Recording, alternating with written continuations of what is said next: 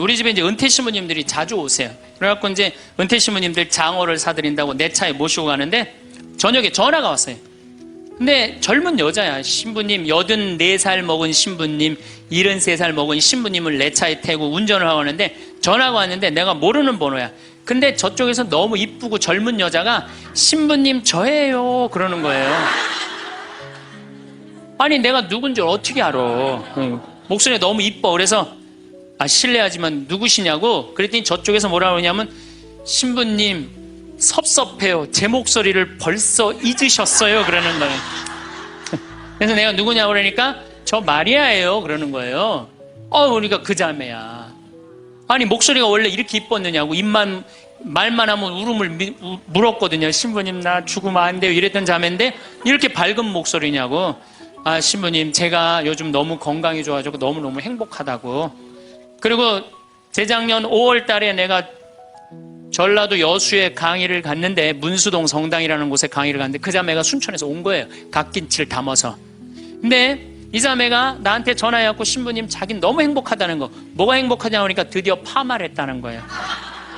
암 환자들 꿈은 파마하는 거 아니에요. 그리고 딱 봤는데 그 자매가 이뻐요. 되게 암 걸리는 사람들 특징이 뭐냐면 이뻐요. 암 걸린 사람들이 왜 이쁜지 알아요? 이쁘니까 승질을 못 내잖아요.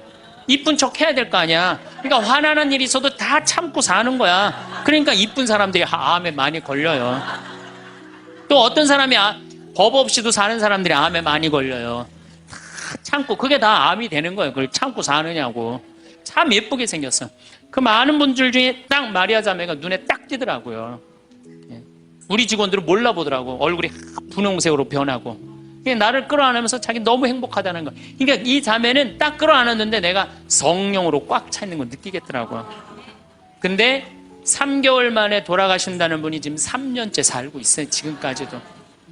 그래서 여러분들 우리가 마음을 근심 걱정하지 말고 감사하다가 살다 보면은 우리한테는 늘 행복한 일이 벌어진다. 신부님 결혼 생활을 한번 해보세요. 얼마나 화가 나나. 여러분들 누구 때문에 제일 많이 화가 나요? 남편, 아내, 자식들 때문에 화가 나죠. 이 자식들하고 관계를 보면은 자식 그냥 아무 잘못도 없는데 자기 화나면 자식들한테 뭐라고 폭언을 쏟아붓느냐면은 다 필요 없어. 너도 필요 없어. 그러죠? 밥이 넘어가냐? 뭐 이런 말 막 하잖아요. 자식들한테. 근데 여러분들 자식들한테 화로 키우면 그 화가 자기한테 돌아옵니다. 행복으로 가는 행복키켓 황창현 신부님의 행복 특강 지금 바로 시작하겠습니다. 영상이 마음에 드신다면 좋아요를 꾹 눌러주세요. 사는 강원도 평창 생태 마을에는 제가 황토집을 전해서 암 환자들이 많이 오십니다. 근데 벌써 한 3년 전 얘기예요.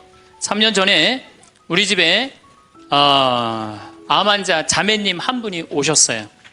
한 분이 오셨는데 이분이 5월 달경에 오셨는데 완전히 얼굴이 새카마신 분이에요. 남편이 뭐라고 그러느냐면은 간까지 다 암이 전이 돼서 3개월밖에 못 살 거라고. 신부님 마지막으로 황토집이 좋아서 왔노라고. 그래서 신부님이 좀 살려달라고. 내가 무슨 재주로 살려줘요 제가. 그래서 좀 우리 집에 내가 행복론 강의라니까 행복론 강의 좀 들으라고. 근데 마침 그때 암 환자들이 한 10분 정도 있었어요. 그런데 그 암 환자들하고 다른 분들하고 강의를 하는데 10분이 다 웃는데 그 자매는 안 웃는 거예요. 왜 안 웃느냐? 이제 3개월밖에 안 남았기 때문에 그게 너무 걱정이 되니까 내 강의가 재밌지도 않고 웃기지도 않은 거예요. 2시간 내내 무표정한 표정으로 앉아 있더라고요. 그래서 강의 끝나고 내가 자매님을 불러서 자매님 나하고 얘기 좀 하자. 자매님 뭐가 이렇게 걱정이 많으냐. 자매님 지금 근심 걱정은 3개월에 죽는다는 거 걱정을 하는데 3개월에 죽을지 3년 후에 죽을지는 아무도 모른다.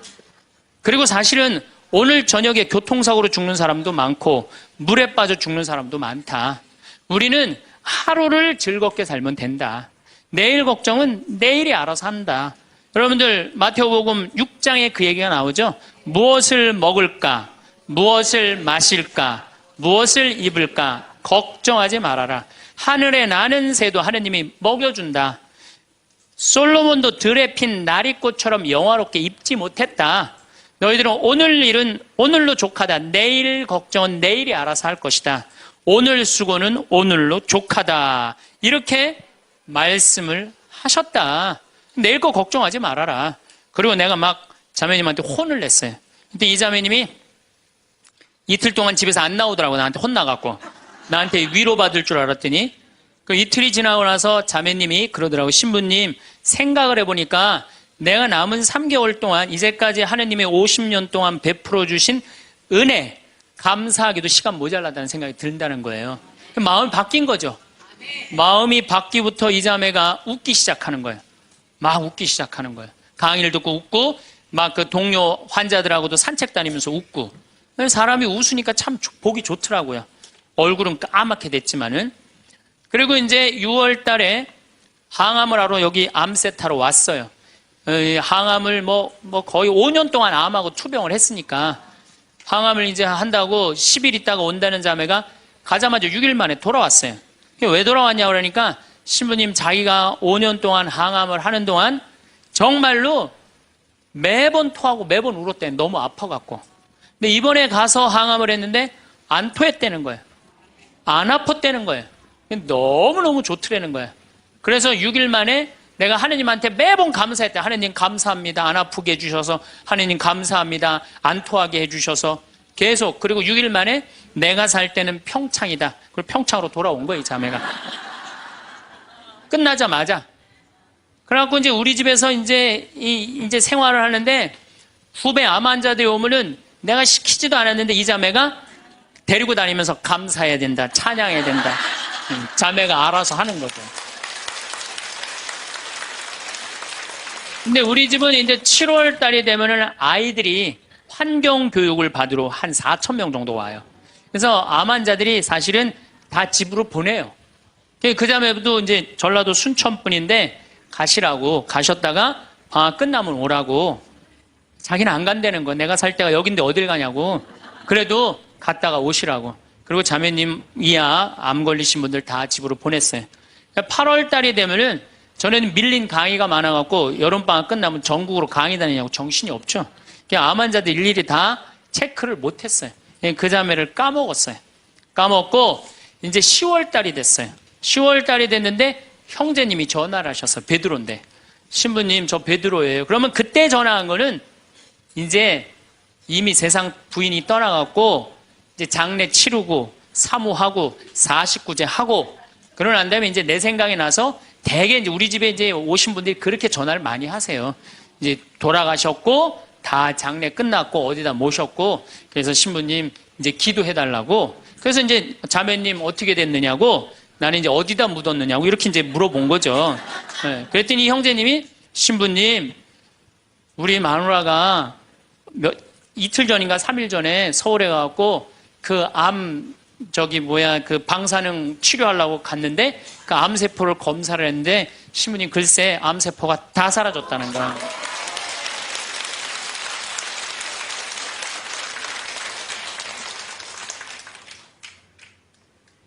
그 3개월밖에 못 산다는 사람이 그 암세포가 믿어지지 않는 거죠. 근데 우리 집뿐만 아니라 이 한국에서 지금 암이 걸린 분들 많은 경우는요, 완치율이 50%예요.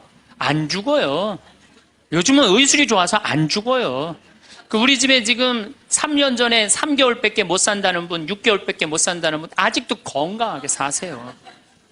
마음을 어떻게 먹느냐에 따라서 굉장히 많이 틀려요. 물론 또 하느님이 불러가시면 어쩔 수 없는 거고, 저는 하느님이 불러가는 것도 나쁘지 않다고 생각해요. 예, 불러가면 얼마나 좋아요. 요즘 그 미국에서 어떤 박사가 이제 죽었다가 다시 살아난 사람들 조사를 해봤대잖아요. 죽으면은 죽었다가 나도 이제 그 본당 사목하면서 죽었다 살아난 사람들 얘기를 들어보면 아주 거의 똑같아요. 딱 죽을 때 그냥 터널 같은데 빛을 빨리 올라간다는 거예요. 그래갖고 그냥 전생애가 다 보이고 그리고 정말로 빛이 있는 곳으로 나간다는 거예요. 내가 그 많은 분들 병자성사 해보면서도 정말로 편안하게 돌아가시는 분들을 보거든요. 그러니까 사실 살아도 좋고 죽어도 좋은 거예요. 뭐 이렇게 걱정할 게 많아, 믿는 사람들이. 그렇지 않아요? 어쨌든 그래도 살아있는 게 낫지, 아직까지는. 그렇잖아요. 그 여러분들 죽는 거 걱정하지 마세요. 절대 죽기 전까지는 안 죽어요. 죽기 전까지는. 걱정하지 마세요.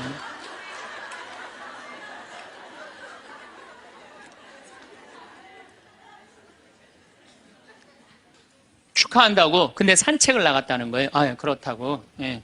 그래갖고 이제 11월 달이 됐어요. 우리 집에 이제 은퇴 신부님들이 자주 오세요. 그래갖고 이제 은퇴 신부님들 장어를 사드린다고 내 차에 모시고 가는데 저녁에 전화가 왔어요. 근데 젊은 여자야. 신부님, 84살 먹은 신부님, 73살 먹은 신부님을 내 차에 태우고 운전을 하고 하는데 전화가 왔는데 내가 모르는 번호야. 근데 저쪽에서 너무 이쁘고 젊은 여자가 신부님 저예요 그러는 거예요. 아니 내가 누군지 어떻게 알아. 목소리가 너무 이뻐. 그래서 실례하지만 누구시냐고 그랬더니 저쪽에서 뭐라 그러냐면 신부님 섭섭해요. 제 목소리를 벌써 잊으셨어요 그러는 거예요. 그래서 내가 누구냐고 그러니까 저 마리아예요 그러는 거예요. 그러니까 그 자매야. 아니 목소리가 원래 이렇게 이뻤느냐고. 말만 하면 울음을 물었거든요. 신부님 나 죽으면 안 돼요 이랬던 자매인데 이렇게 밝은 목소리냐고. 신부님 제가 요즘 너무 건강이 좋아지고 너무너무 행복하다고. 그리고 재작년 5월 달에 내가 전라도 여수에 강의를 갔는데 문수동 성당이라는 곳에 강의를 갔는데 그 자매가 순천에서 온 거예요. 갓김치를 담아서. 근데 이 자매가 나한테 전화해갖고 신부님 자긴 너무 행복하다는 거. 뭐가 행복하냐고 하니까 드디어 파마를 했다는 거예요. 암 환자들 꿈은 파마하는 거 아니에요. 그리고 딱 봤는데 그 자매가 이뻐요. 되게 암 걸리는 사람들 특징이 뭐냐면 이뻐요.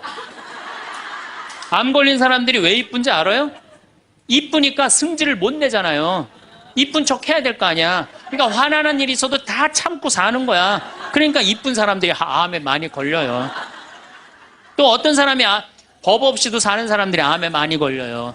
다 참고 그게 다 암이 되는 거예요. 그걸 참고 사느냐고. 참 예쁘게 생겼어. 그 많은 분들 중에 딱 마리아 자매가 눈에 딱 띄더라고요. 우리 직원들은 몰라보더라고. 얼굴이 분홍색으로 변하고. 나를 끌어안으면서 자기 너무 행복하다는 거. 그러니까 이 자매는 딱 끌어안았는데 내가 성령으로 꽉 차 있는 거 느끼겠더라고요. 근데 3개월 만에 돌아가신다는 분이 지금 3년째 살고 있어요. 지금까지도. 그래서 여러분들 우리가 마음을 근심 걱정하지 말고 감사하다가 살다 보면은 우리한테는 늘 행복한 일이 벌어진다. 신부님 결혼 생활을 한번 해보세요. 얼마나 화가 나나. 여러분들 누구 때문에 제일 많이 화가 나요?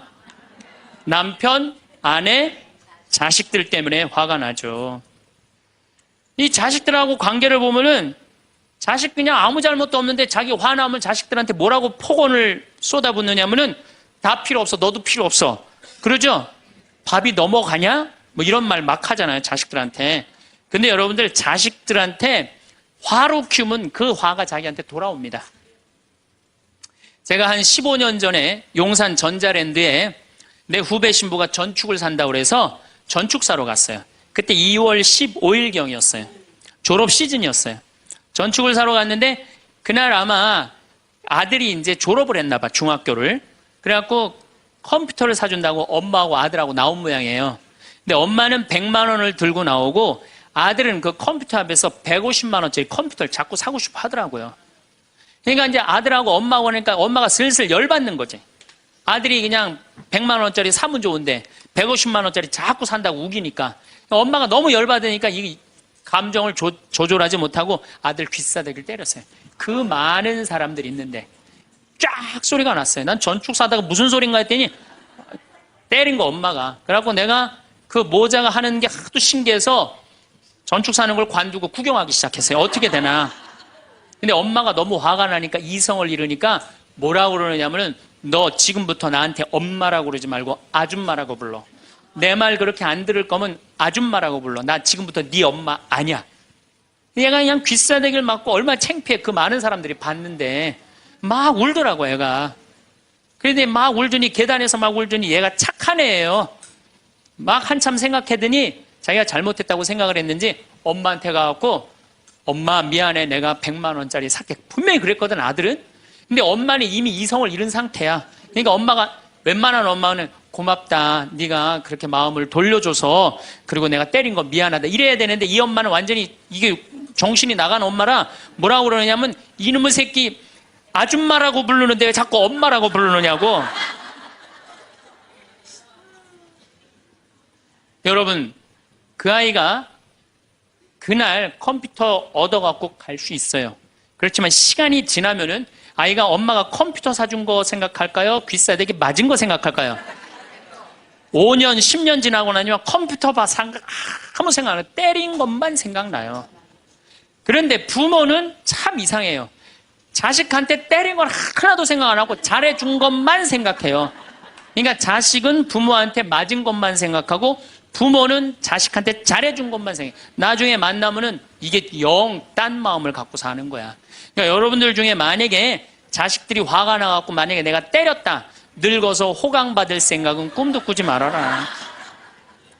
며칠 전에 중국에서 한 엄마가 길거리에서 아이를 막 발로 차고 막 때리는 거 보셨죠? 방송에 나왔더라고요. 화로 키우면요, 걘 나중에 그 엄마한테 화로 갚을 수밖에 없어요. 근데 우리가 왜 자식들한테 많이 더 화가 나느냐? 이유는 딱 한 가지예요. 공부 못한다는 거예요. 공부 못한다는 거. 공부 안 하고 딴짓 한다고 사친구 때 공부 안 하고 컴퓨터 게임이나 하고 더욱이 눈 동그랗게 뜨고 부모한테 덤비면은 화가 나요, 안 나요? 나죠? 그리고 그냥 문 쾅 닫고 자기 방에 들어가고 나오지도 않으면은 속에서 불 나지 않아요? 근데 여러분들 자라면서 사춘기 때는 그러는 게 당연한 거예요. 사춘기 때는 방황할 수 있는 권리가 있는 아이들이에요. 사춘기 때는 자기가 방황하는 게 당연한 거예요. 얘네들은 권리예요. 방황하는 게 혼란스러운 게. 근데 엄마들이 그걸 허락을 안 해. 내가 좀 마음이 산란하고 그냥 몸도 막 변하고 그냥 정신도 이상하고 여자 보면 가슴이 흥분되고 막 그래갖고 학교도 가기 싫고 그래갖고 그냥 마음이 산란해갖고 오늘은 학교를 하루 접고 명동에서 좀 고민 좀 해야 되겠다. 학교를 하루 안 갔어. 학교 선생님이 엄마한테 애가 학교 안 왔다고 그냥 찾아보니까 명동에서 그냥 애가 그냥 왔다 갔다 하는 거야. 엄마 미치는 거죠. 엄마 뭐라 그래? 예, 너 방황은 나중에 지금 공부하고 방황을 엄마가 명동에서 대신해 줄 테니까 너는 지금 뭐 해야 돼? 공부해야 돼. 얘는 방황할 자격도 없는 거예요. 우리나라 애들은. 우리나라 애들은요 부모를 마귀로 보는 거. 마귀로. 자기를 괴롭히는 마귀로 보는 거예요. 부모가 어디 있어요. 사실은 여러분들 자식들한테 욕심만 포기하면요 자식들하고 싸울 일 하나도 없어요. 사실은 내 자식이 몸으로 살 놈인지 머리로 살 놈인지 빨리 판단해야 돼요. 우리 집에 이것도 한 3년 전 얘기인데 요셉이가 왔어요. 고등학교 졸업하고 대학을 떨어진 아이예요. 근데 그냥 대학을 떨어진지 집에서 컴퓨터 게임만 하는 거예요. 엄마가 미치는 거지. 애를 보면 대학도 안 들어갔지, 새벽 4시까지 컴퓨터 게임하지, 낮에는 1시에 일어나지. 그냥 미치는 거죠. 그래갖고 나한테 데리고 왔어요. 강원도 평창에. 근데 살이 얼마나 쪘는지 애가 살이 너무 찐 거예요. 그래갖고 그냥 살이 쪄갖고 이 눈두덩이가 안 보이는 거예요. 신부님 우리 애가 문제라고 공부는 안 하고 컴퓨터 게임만 한다고. 그래갖고 그냥 내가 애를 보니까 이 눈두덩이, 찢어진 눈두덩 사이로 개 눈을 자세히 들여다보니까 애는 문제가 없더라고요. 애는. 근데 애가 살이 얼마나 쪘는지 100kg인지 110kg인지 120kg인지 130kg인지 알 길이 없는 거야. 왜? 우리 생태마을의 저울은 100kg까지 밖에 재는 게 없거든. 올라가면 막 뱅글뱅글 도는 거, 저울이. 그래서 내가 고추 빨 때 방앗간에 나갈 때 달아봐라. 그래서 달아봐. 그랬더니 얘가 몇 킬로가 나냐? 130kg가 나서 130kg.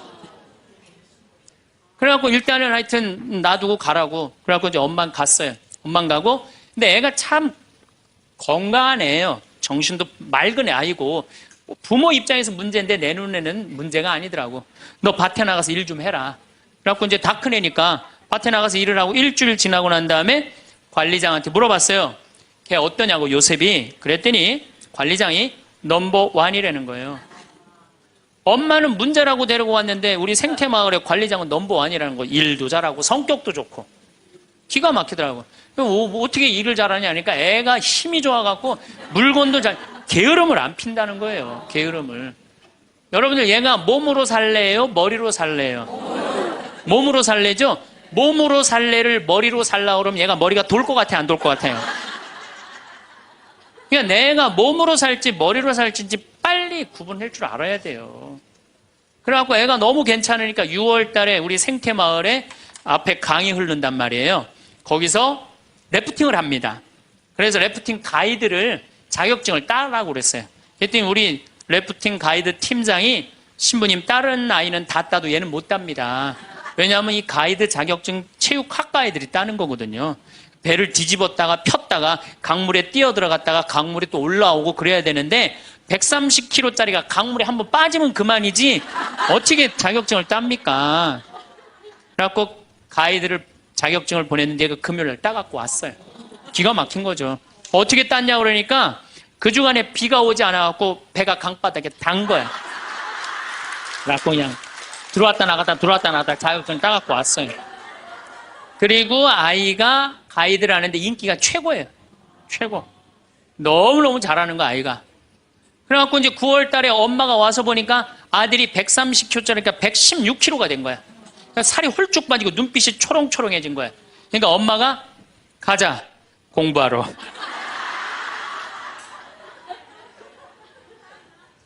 제가 보기에는 이 아이는 우리 집에 4년 동안 일하면은요 돈 5천만 원, 6천만 원, 7천만 원 벌어요.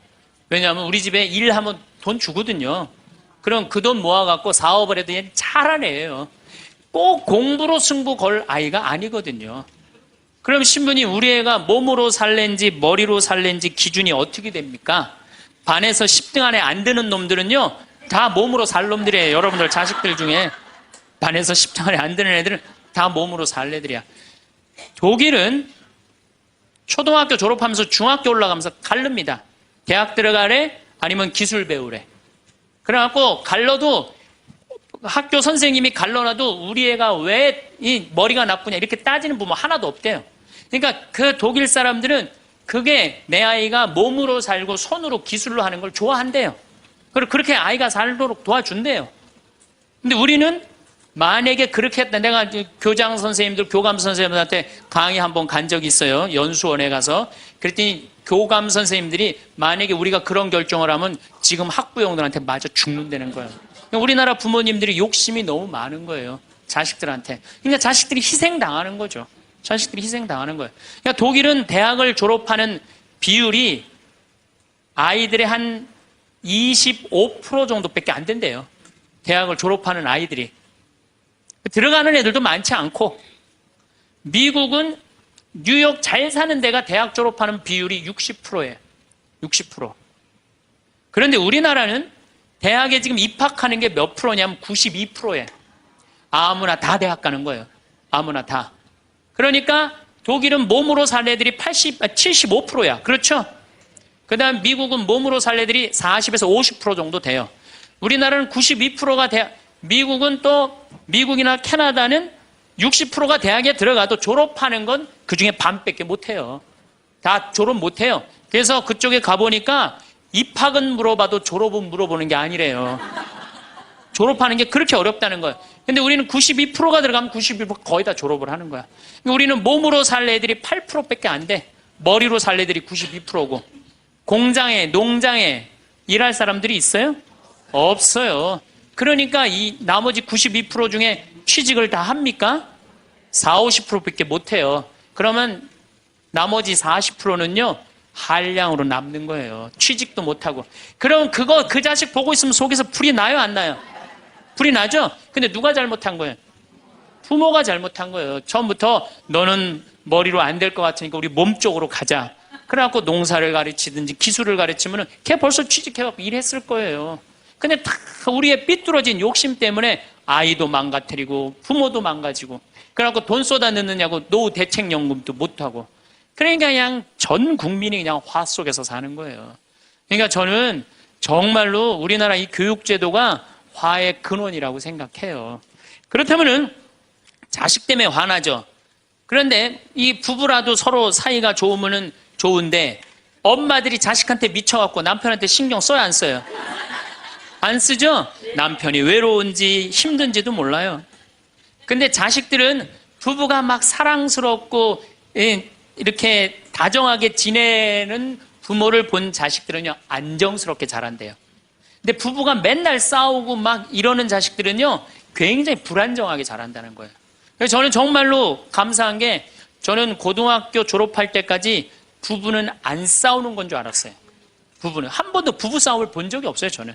근데 내 고등학교 때 친구가, 아이, 뭐 술 먹자고, 고등학교 때. 왜 그러냐 그러니까 아버지가 엄마를 때려갖고 눈탱이가 밤탱이가 됐다는 거예요. 자기는 너무너무 괴롭다는 거예요. 그래서 저는 그때 충격받았어요. 어떻게 부부가 싸우느냐. 그런 충격을 받았어요, 저는. 왜냐하면 나는 우리 어머니 아버지 싸우는 걸 한 번도 못 봤거든요. 그래서 내가 그 얘기를 얼마 전에 우리 형제들이 다 모였을 때, 나는 어머니 아버지 싸우는 걸 한 번도 못 봤다. 그랬더니 우리 형제들이 이구동성으로 딱 한마디 하더라고요.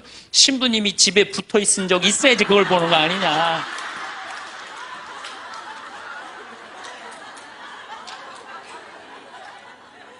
어쨌거나 저는 본 적이 없어요, 저는.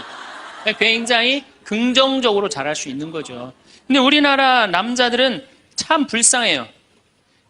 돈은 죽어라 벌지만 그 돈을 마음 느긋하게 써볼 수가 없어요. 그렇죠? 자식들 학원비에 대학 등록금 대다 보면은 30에 결혼해서 시집 장가 갈 때까지 60대까지 노예같이 사는 게 대한민국 남자들이에요. 이 남자들 짜증 나겠어요, 안 나겠어요? 화가 나겠어요, 안 나겠어요? 날 수밖에 없어요. 그런 남편들을 신경 한번 써줘 봤어요. 정말로 남편 정말로 남편을 왕대접 해줘봤느냐고. 여러분들 길 가는 사람이, 여러분들 10,000원 주는 사람 있어요? 길 가는 남자가 당신 예쁘다고 10,000원 주는 남자 봤어요? 근데 여러분들 남편은 그냥 한 달에 뼈가 빠지게 벌어갖고 200만 원이든 300만 원이든 400만 원이든 갖다 바치잖아요. 그러면 그 남편한테 감사해야 될 거 아니야. 근데 그냥 감사는 안 하고 그냥 남의 김치찌개도 그냥 제대로 안 하면 그냥 못 끓이고 그냥. 자식이라고 있는 거 학원 다니다 보면은 밤 12시에 얼굴 보기도 힘들어요. 아버지가 자식을 키우고는 있지만은 다정한 자식을 구경하기가 힘들어요. 또 사춘기만 되면 이 자식들이 아버지한테 부드럽게 합니까? 반항하고 틱틱거리고 그러면은요, 우리나라 남자들은 갈 데가 없는 거야. 그래서 40대 남자들이 자살률이 세계에서 1위인데 우리나라 여자보다 몇 배가 많이 죽느냐면 3배가 많이 죽어요. 우리나라 40대들은 갈 데가 없는 거예요. 갈 데가. 외로운 거죠. 또 여성들도 마찬가지야. 난 우리나라 여자들도 불쌍해. 이게 다 교육 때문에 그래. 교육 때문에. 자식이 막 사춘기 때 막 생 난리를 치고 막 그럴 때 여러분들은 몇 살이 될까요? 45, 50 왔다 갔다 하죠? 그럼 여러분들은 자식은 사춘기지만 여러분들은 뭐예요? 갱년기야. 그러니까 갱년기가 되면 사실은 굉장히 케어가 필요한 거예요. 여러분들 굉장히 돌봄이 필요한 나이예요. 막 피부 처져요, 안 처져요? 눈두덩 처져요, 안 처져요? 눈가 처져요, 안 처져요? 볼 처져요, 안 처져요? 이가 처져요, 안 처져요? 그러니까 그렇게 처지는 거 거울에 이렇게 보고 앉아있으면 어떤 얼굴이 되냐면 이런 얼굴이 돼요.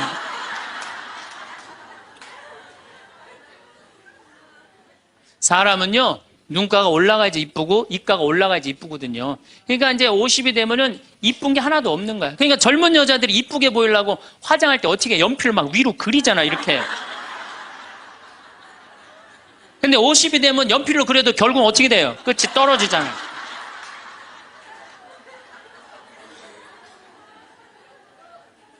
하지만 우리나라 이 갱년기의 여성들은 자신의 고통, 번뇌 뒤로 하고 감추고 희생합니다. 묻어두는 거예요. 자식을 위해서 희생한다. 내가 지금 뭐 생리가 이어졌다, 끊어졌다. 그냥 정신이 깜빡깜빡 하잖아요, 여러분들. 갱년기 시작되면은. 그렇죠? 지갑은 뒀는데 어디다 뒀는지 생각이 안 나는 그런 경우 참 많죠. 그러니까 자기만 희생한다고 생각을 하니까 화가 나는 거예요. 화가 나는 거. 더욱이 50이 되면은 뭐에 걸리느냐 하면 빈둥지 증후군에 걸려요. 자식 공부하러 나가고, 그렇죠? 남편 돈 벌러 나가고, 자기는 50 되면은 아무도 옆에 없는 것 같은 외로움 속에 자기가 이제 빠지는 거죠. 그러면 이제 자식 보면 막 화가 나는 거예요. 남편 봐도 화가 나고, 몸에는 막 테스토스테론이 나와가고 힘은 흘러 넘치고, 그러니까 막 소리 지르는 거야. 그러니까 50 넘은 여자 중에 여자 같은 여자는 없고 전부 다 깡패 같은 여자들만 있는 거야. 50 넘은. 그래서 나는 이 부부들 보면은 참 재미난 게, 성당에서 내가 보면 얼굴도 예쁘고 정말로 상냥해요. 이 음식 반찬도 맛있게 하고, 그럼 남편하고 술 한잔 하면서 형제님 행복하다고, 저렇게 이쁘고 상냥하고 괜찮은 여자랑 살아서 정말로 부럽다고. 그러면은 형제님들 대부분이 뭐라고 그러냐면, 신부님 부러우세요? 너무 부럽다고. 그러면은 형제님들이 뭐라고 그러냐면, 데리고 가세요.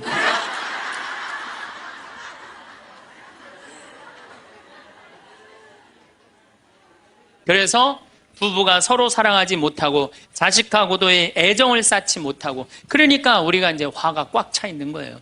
그러니까 이 화가 꽉 차 있으니까 정말로 상상하지 못하는 일들이 벌어지는 거. 우리 사회 안에서 막 서로 죽이고 뭐 내다 버리고 뭐 이런 일들이 벌어지는 거죠. 그러면은 화가 나면은 어떻게 이 화를 컨트롤을 해야 되느냐, 화를 다루어야 되느냐, 지금부터 그 얘기를 말씀드리겠습니다. 여러분들, 화가 나면 예수님만 보면 돼요. 우리가 인생이 답답할 때 누구만 보면 돼요? 예수님만 보면 됩니다. 요한복음 8장에 간음한 여자 얘기가 나옵니다. 자, 요한복음 8장에 간음한 여자 얘기가 나와요. 당시 2000년 전에 여자가 간음을 했다. 이건 당시 중동 지역에서는 어떻게 했느냐면, 돌로 쳐서 그 여자가 돌에 맞아갖고 쓰러져갖고 돌 무더기를 만들어서 죽여요. 이번에도 중동에서 그런 일이 있었죠? 사진을 보니까 진짜 돌 무덤을 만들어 버리더라고요. 근데 이 여자가 간음을 하다가, 이번에 이 중동에서 그런 분은 남자하고 팔짱 끼고 나갔는지 그냥 외출했다고 그거 이유 하나로 그 처벌을 당했어요. 근데 이 여자는 현장에서 붙잡혔어. 중동에서 이 여자들은요, 다 싸고 다녀요. 그만큼 여자를 사람 취급을 안 해요. 그런데 이 여자가 간음을 했어. 그러니까 남자들이 막 화가 날 것 같아, 안 날 것 같아요? 너무너무 화가 나는 거지. 예쁜 여자가 다른 남자하고 대낮에 간음하다가 붙잡혔다. 남자들이 흥분할 수밖에 없어요. 그래갖고 막 눈이 뒤집어져갖고 예수님은, 안 그래도 예수님한테 별렀어요. 왜? 요한복음 7장에 귀에만 대면 예수님을 죽이려고 그랬거든. 근데 이 사건이 8장에 일어나요. 8장에. 그러니까 모두를 용서해라, 사랑해라, 이런 분하고 율법 1.1핵도 없어지면 안 된다. 그러니까 율법학자들이 예수님 앞에 이 여자를 패댕기를 치는 거예요. 당신이 이 여자 간음했는데 어떻게 하면 좋으냐고. 근데 예수님이 보니까 이 사람들이, 이 남자들이 너무너무 흥분해 있는 거야. 눈이 뒤집어진 거예요. 보니까 흰 눈동자 95%, 까만 눈동자 5%야. 눈이 확 뒤집어져 있는 거야. 근데 예수님은 참 지혜로우셔요. 흥분한 사람하고는 얘기를 안 하시는 거예요. 여러분들, 두 사람이 막 싸워. 내가 말리로 들어갔어. 말리로 들어가면 나중에 흥분한 사람들 속에 뛰어들어가면 나중에 몇 명이 싸워요? 3명이 싸워요. 이게 눈에 뵈는 게 없을 때는요, 아무리 좋은 말도 귀에 안 들어오는 거예요. 눈에 뵈는 게 없을 때는. 예수님 딱 보니까, 이 사람들이 완전히 흥분해 있어. 그러니까 상대 안 합니다. 어떻게 하냐면 대꾸도 안 하고 바닥에다 뭘 쓰세요. 땅바닥에 뭘 쓰세요. 참 위대한 행동이죠. 흥분이 가라앉을 때까지 기다리시는 거죠. 저는 제 소원이 하나 있어요. 저는 본당 신부를 10년 동안 했는데, 다행히 한 번도 교우들끼리 서로 싸워갖고 패가 갈린다든가 그런 적이 없어요. 그런데 이제 내가 다음에 이제 한번 본당에 나가면 주교님한테 가서 꼭 부탁하고 싶어요. 주교님한테 나는 어떤 본당에 나가고 싶냐고 부탁을 하고 싶냐면은, 성당이 2패로 나눠져갖고 머리통이 터지게 싸우는 본당에 나 보내달라고. 내가 꼭 하고 싶은 게 있어서 그래요. 뭘 하고 싶으냐면은, 내가 이제 머리통이 터지게 싸우는 본당에 발령받아 갔단 말이야. 딱 발령받아 가면은 양쪽 회장들이 딱 올 거 아니에요. 신부님, 저치들이 우리 성당 돈 다 빼먹었다고. 또 이쪽 회장들은 저치들이 우리 성당 분위기 다 깬다고 시시비비를 가려달라고 흥분이 돼갖고 오면은, 나는 아무 말도 안 하고 사제관 방바닥에 뭘 써보고 싶어. 난 그거 꼭 해보고 싶어요. 여러분들도 만약에 남편이 나하고 얘기 좀 하자고, 남편이 흥분돼갖고 너 왜 우리 어머니한테 그렇게 못되게 대하느냐, 그래갖고 싸우자고 문을 열고 딱 들어가고 딱 봤는데 남편이 흥분을 했어. 눈동자를 보니까 흰 눈동자 95%, 까만 눈동자 5%야. 그러면은 부인이 그래, 나도 할 얘기가 많다, 해보자. 그러면은요, 어떻게 될 것 같아요? 싸우고 귀싸대게 맞게 돼 있어요. 왜? 말로 싸우면요, 남자는 여자를 못 이겨요. 남자는. 왜냐하면 여자는 하루에 25,000마디를 하고 남자는 하루에 15,000마디밖에 못 하거든요. 그러니까 말로는 여자를 이길 수가 없어요. 나는 우리 신부들 중에 수녀님하고 싸운 신부들 중에 수녀님하고 싸워서 수녀님을 이긴 신부를 본 적이 없어요.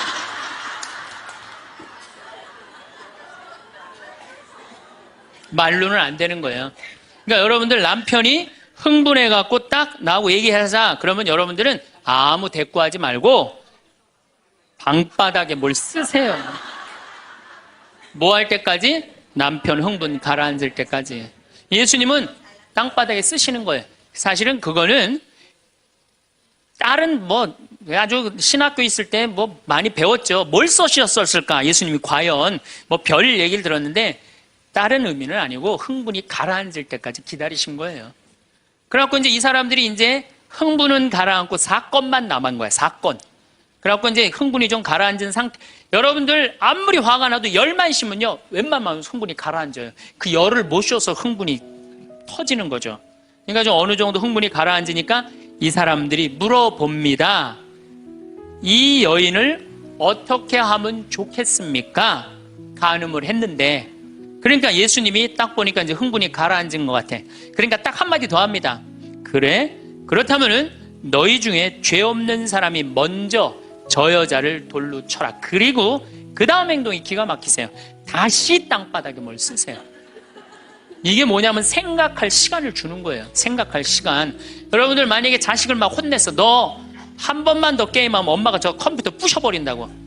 그리고 너 문 열어놔. 그리고 문 열어놓고 자기는 텔레비전 보고 있으면서 아들은 게임 하나 안 하나, 한쪽 눈으로는 게임 하나 안 하나 보고 한쪽 눈은 텔레비 보고 있으면 아들이 그걸 잘 받아들이겠어요? 더 욱하는 게 생겨요. 한 번 혼냈으면요, 생각할 시간을 주는 게 중요한 거예요. 그러니까 예수님은 생각할 시간을 주는 거예요.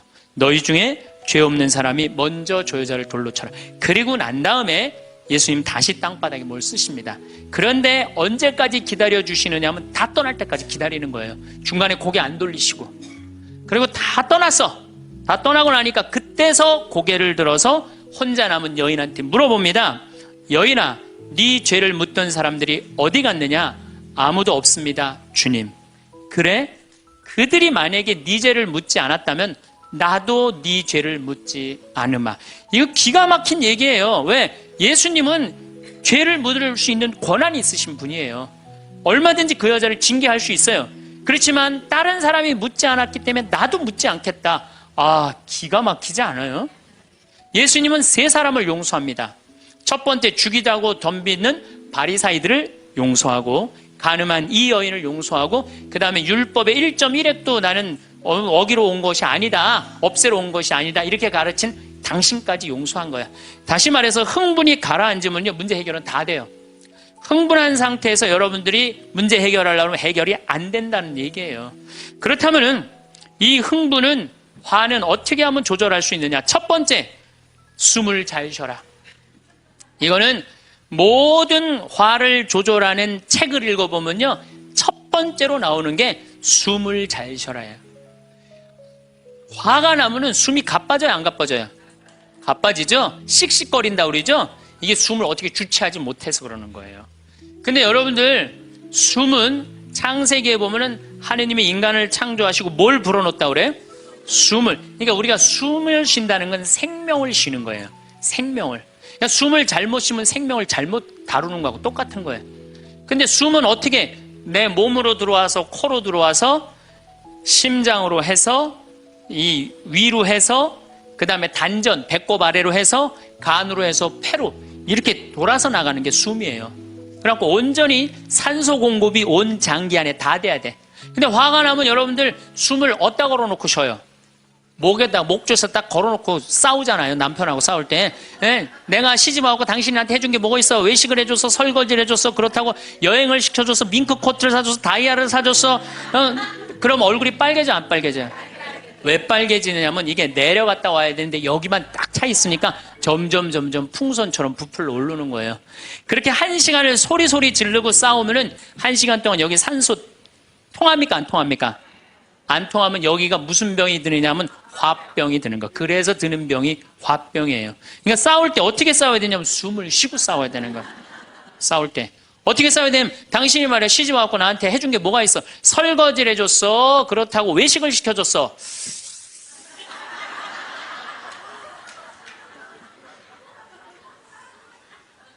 그렇다고 나 밍크 코트를 사줬어. 아니면 다이아를 사줬어. 당신 나한테 해준 게 뭐 있어? 내 시집 와서 고생만 했지.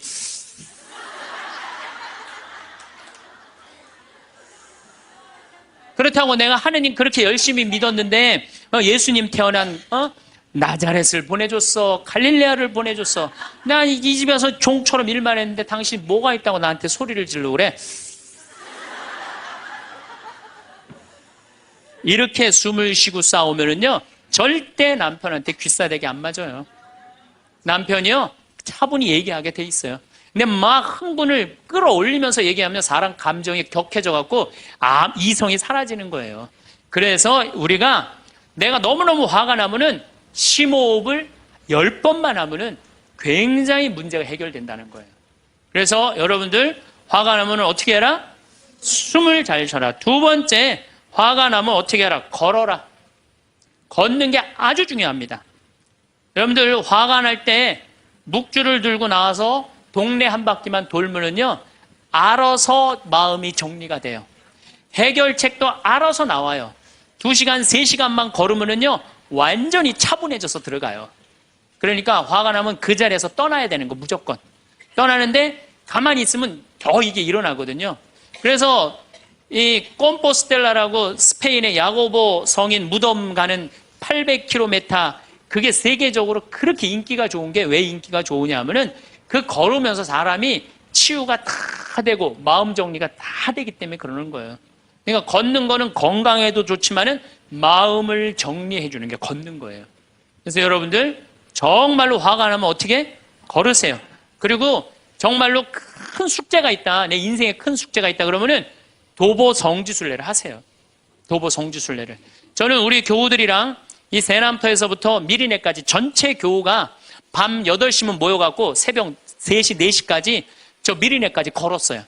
그 목요일, 금요일, 토요일, 일요일 4일을 걸었는데 그 한 400~500명 되는 교우들이 나한테 체험, 은혜 받은 얘기를 하는데 이건 보통 은혜 받은 게 아니에요. 허리 아프던 사람은 허리 다 낫고, 위장 아프던 사람은 위장 다 낫고, 마음 복잡한 사람 마음 정리되고, 사업이 막 안 돼갖고 괴로워하던 사람은 빛을 보고, 걷는 게 그렇게 우리 인생에 중요한 거예요. 그래서 내가 정말 문제가 있다. 세남터서부터 걸으세요. 세남터 우리 김대건 시모님 시신 모시고 미리네까지 원선쇼 할아버지가 그땐 청년이었지만 갔잖아요. 그 생각하고 걸으면은요, 여러분들 은혜 많이 받으실 거예요. 그러니까 화가 나면 어떻게 해라? 숨을 잘 쉬고 그 다음에 어떻게 해라? 걸어라. 그 다음에 화가 나면 화를 조절하는 방법 중에 세 번째는 잘 먹어라. 이게 먹는 게 화를 먹는 경우가 너무 많아요. 인스턴트 음식, 그렇죠? 이거 잘못 먹으면요 다 화가 들어있는 거예요. 그리고 고기 너무 많이 먹으면요 화냅니다. 여러분들 사슴 싸나워요 안 싸나워요? 안 싸납죠? 사자 싸나워요 안 싸나워요? 싸납죠? 사자 뭐 먹어요? 고기 먹죠? 사슴 뭐 먹어요? 풀 먹죠? 내 아들이 나한테 덤비는데 막 리모컨 던지고 막 자기 막 방문 부시고 그러면은요, 애가 성격이 나빠서 그런 게 아니에요. 아, 내가 고기를 너무 많이 먹여서 그렇구나. 그래갖고 걔를 뭘 먹이냐면 6개월 동안 풀만 먹여보세요. 6개월만 지나면 완전히 온순해집니다. 그리고 여러분들 우리가 먹는 게 화가 너무 많아요. 아주 비근한 예를 하나 드릴게요. 달걀을 예를 드릴게요. 달걀을 여러분들, 닭들, 어떻게 달걀을 낳아요? 우리 지금 여러분들 보통 드시는 닭들. 다 가둬놓고 하죠? 재웁니까? 안 재웁니까? 안 재우죠? 재우지도 않죠. 공간이 조그맣죠. 스트레스 받으니까 옆에 닭 막 좁니다. 부리로. 그러니까 어떻게 하냐? 부리를 잘라요. 못 쪼개. 그런 닭들이 놓는 달걀은 화가 들어있을까요? 안 들어있을까요?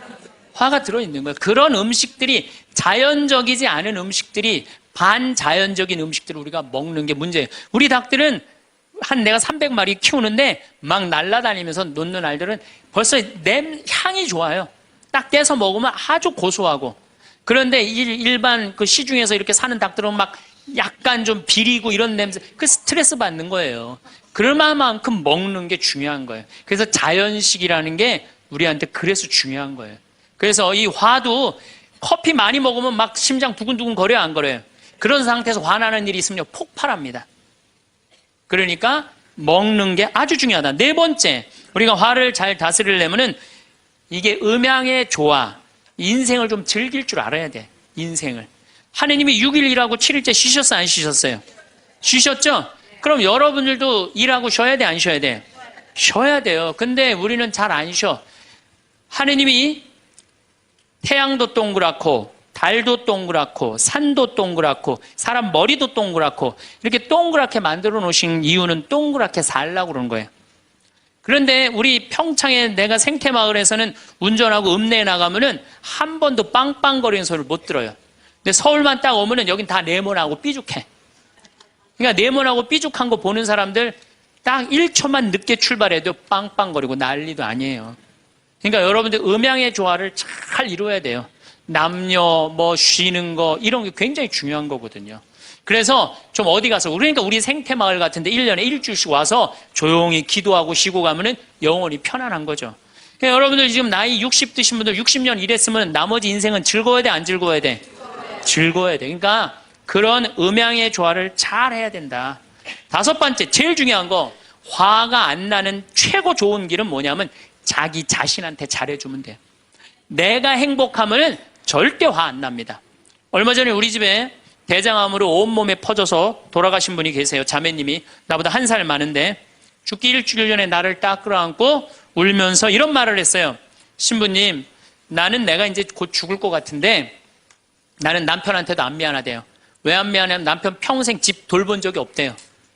그래서 하나도 안 미안하대요. 그리고 자식한테도 안 미안하대. 왜? 대학까지 자기가 이 빌딩 청소해갖고 대학까지 졸업시켰대요. 그런데 누구한테 미안하냐면 자기한테 미안하대. 자기는 이 47년을 살면서 한 번도 고생만 했지 자기 맛있는 고기를 사준 적도 없고 자기한테 예쁜 옷을 해입힌 적도 없고 좋은 데 구경시켜준 적도 없다는 거야. 그런데 지금까지 고생만 하다가 떨컥 병에 걸려서 죽는다는 거예요. 그래서 자기한테 너무너무 미안하다는 거예요. 근데 이제 죽는다는 거예요. 자기한테 한 번도 잘해준 적이 없는데 너무 자기한테 미안하다는 거예요. 여러분들한테 잘해줘야 될 것 같아요? 안 잘해줘야 될 것 같아요? 괜히 그냥 참고 인내하면서 승질은 승질대로 부리고 그러실 필요 하나도 없어요. 이제 여러분들한테 맛있는 거 있으면 사주세요. 그렇죠? 예쁜 옷 있으면 사 입히고 여러분한테 좋은 데 있으면 구경도 좀 시켜주고 저는 저한테 잘해줍니다. 왜 잘해주느냐 하면은 나는 본당을 떠나 있기 때문에 본당 총회장님도 없고 부회장님도 없고 성모회장님도 없어요. 그러니까 나 고기 먹고 싶으면 사주는 사람 아무도 없어요. 내가 고기가 먹고 싶으면 내가 사줘요. 베네딕토 고기 먹고 싶냐? 가자. 내가 오늘 사줄게. 난 내가 데려와서 내가 사줘 나한테. 그러니까 스트레스 받는 일이 없는 거예요. 남한테 섭섭한 것도 없고. 그래서 제가 항상 하는 얘기지만 집에서는 엄마가 행복해야 돼. 그래야지 자식이 행복한 거예요. 집에서는 아내가 행복해야 돼. 그래야지 누가 행복해? 남편이 행복한 거예요. 집에서는 며느리가 행복해야 돼. 그래야지 누가 행복해? 시어머니가 행복한 거예요. 그러니까 여기 계신 여러분들이 행복해야지 대한민국이 행복한 거예요. 이제는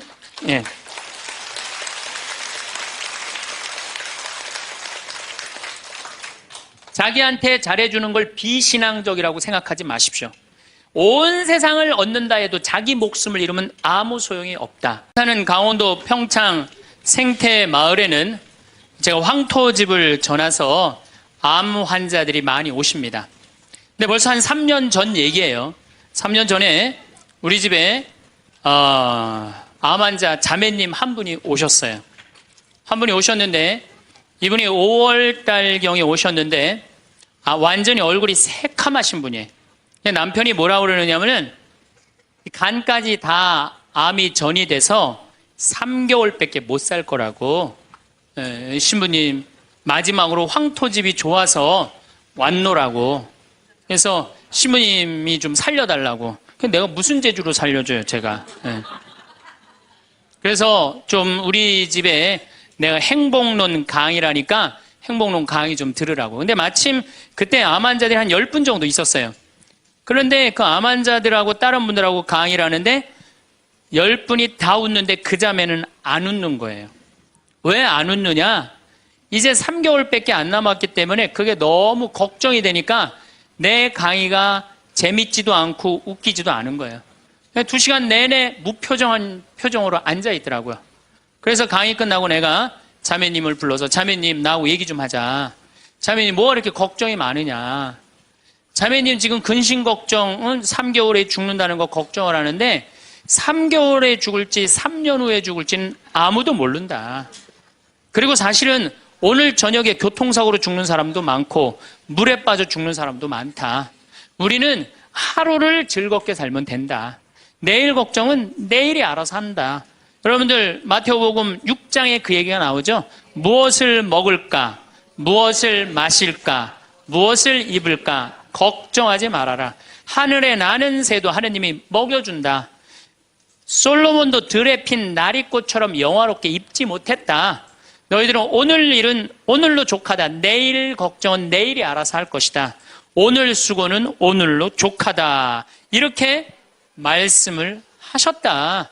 내일 거 걱정하지 말아라. 그리고 내가 막 자매님한테 혼을 냈어요. 근데 이 자매님이 이틀 동안 집에서 안 나오더라고. 나한테 혼나갖고.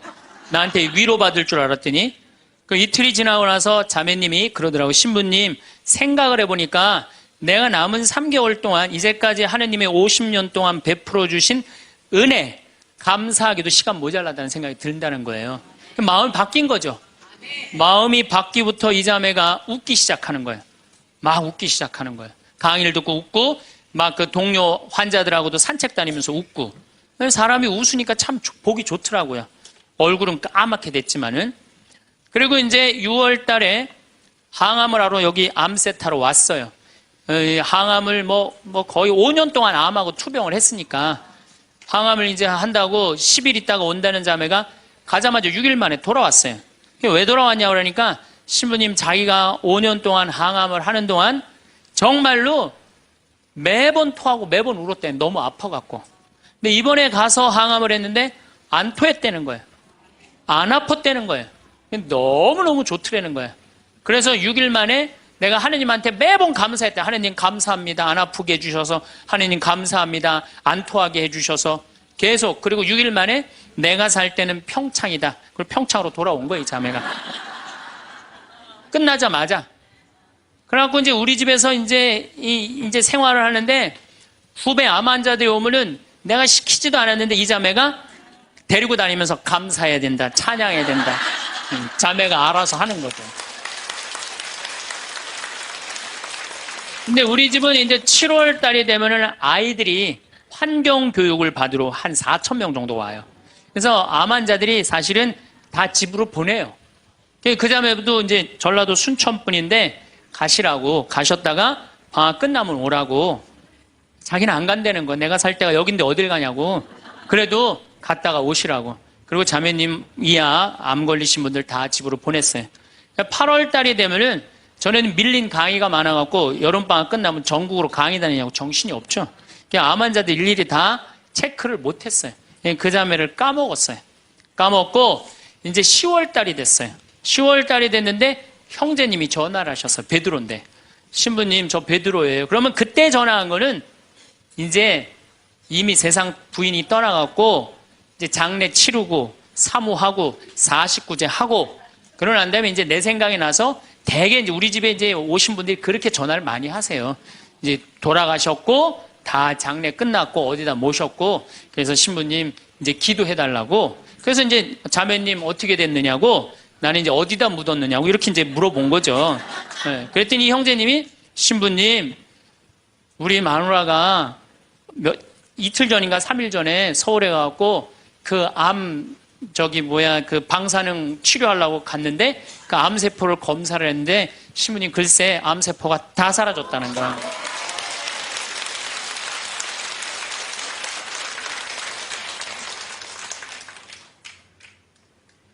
그 3개월밖에 못 산다는 사람이 그 암세포가 믿어지지 않는 거죠. 근데 우리 집뿐만 아니라 이 한국에서 지금 암이 걸린 분들 많은 경우는요, 완치율이 50%예요. 안 죽어요. 요즘은 의술이 좋아서 안 죽어요. 그 우리 집에 지금 3년 전에 3개월밖에 못 산다는 분, 6개월밖에 못 산다는 분, 아직도 건강하게 사세요. 마음을 어떻게 먹느냐에 따라서 굉장히 많이 틀려요. 물론 또 하느님이 불러가시면 어쩔 수 없는 거고, 저는 하느님이 불러가는 것도 나쁘지 않다고 생각해요. 예, 불러가면 얼마나 좋아요. 요즘 그 미국에서 어떤 박사가 이제 죽었다가 다시 살아난 사람들 조사를 해봤대잖아요. 죽었다가, 나도 이제 그 본당 사목하면서 죽었다 살아난 사람들 얘기를 들어보면 아주 거의 똑같아요. 딱 죽을 때 그냥 터널 같은데 빛을 빨리 올라간다는 거예요. 그래갖고 그냥 전생애가 다 보이고, 그리고 정말로 빛이 있는 곳으로 나간다는 거예요. 내가 그 많은 분들 병자성사 해보면서도 정말로 편안하게 돌아가시는 분들을 보거든요. 그러니까 사실 살아도 좋고 죽어도 좋은 거예요. 뭐 이렇게 걱정할 게 많아, 믿는 사람들이. 그렇지 않아요? 어쨌든 그래도 살아있는 게 낫지, 아직까지는. 그렇잖아요. 그리고 여러분들 죽는 거 걱정하지 마세요. 절대 죽기 전까지는 안 죽어요. 죽기 전까지는. 걱정하지 마세요.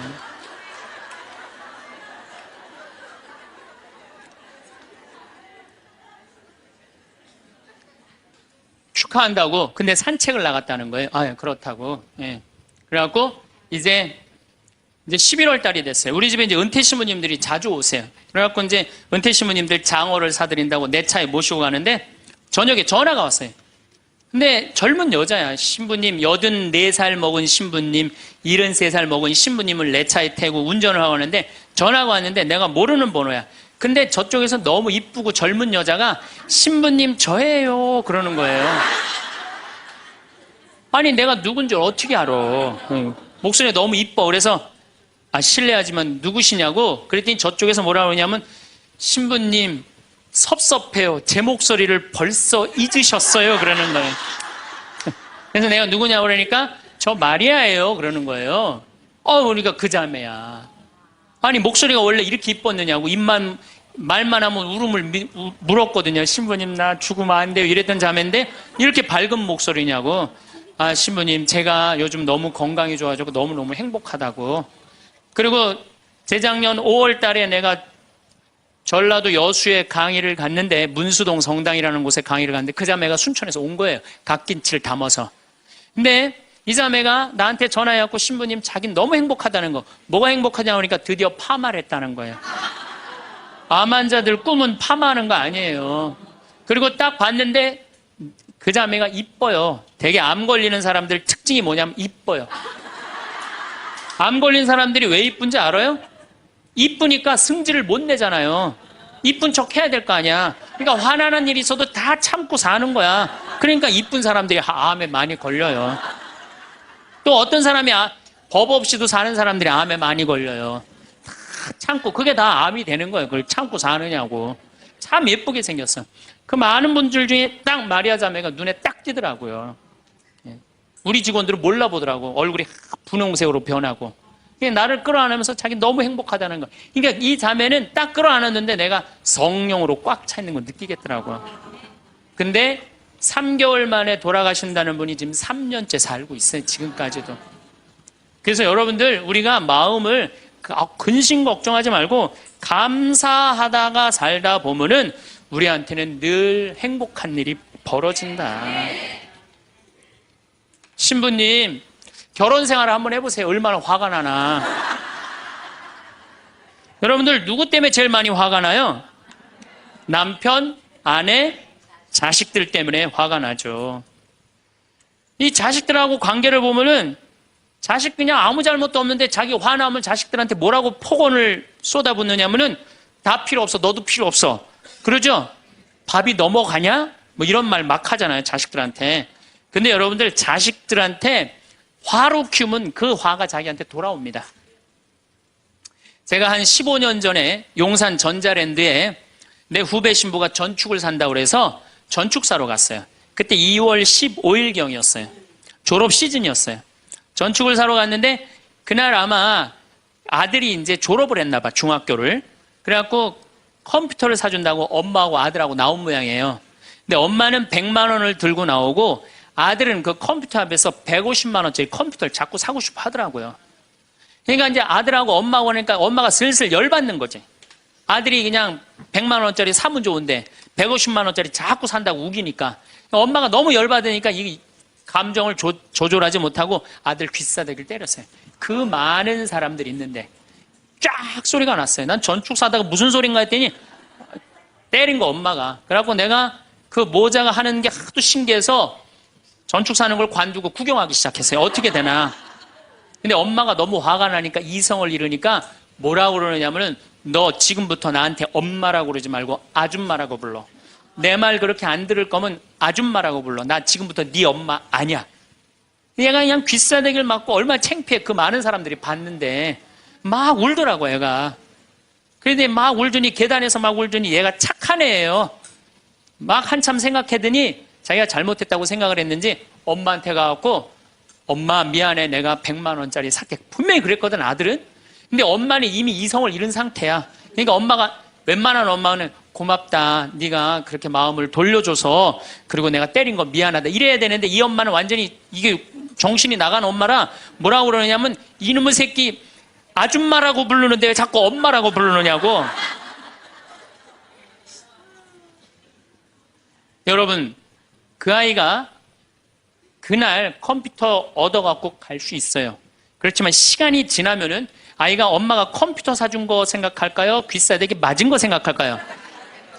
5년, 10년 지나고 나면 컴퓨터 아무 생각 안 해요. 때린 것만 생각나요. 그런데 부모는 참 이상해요.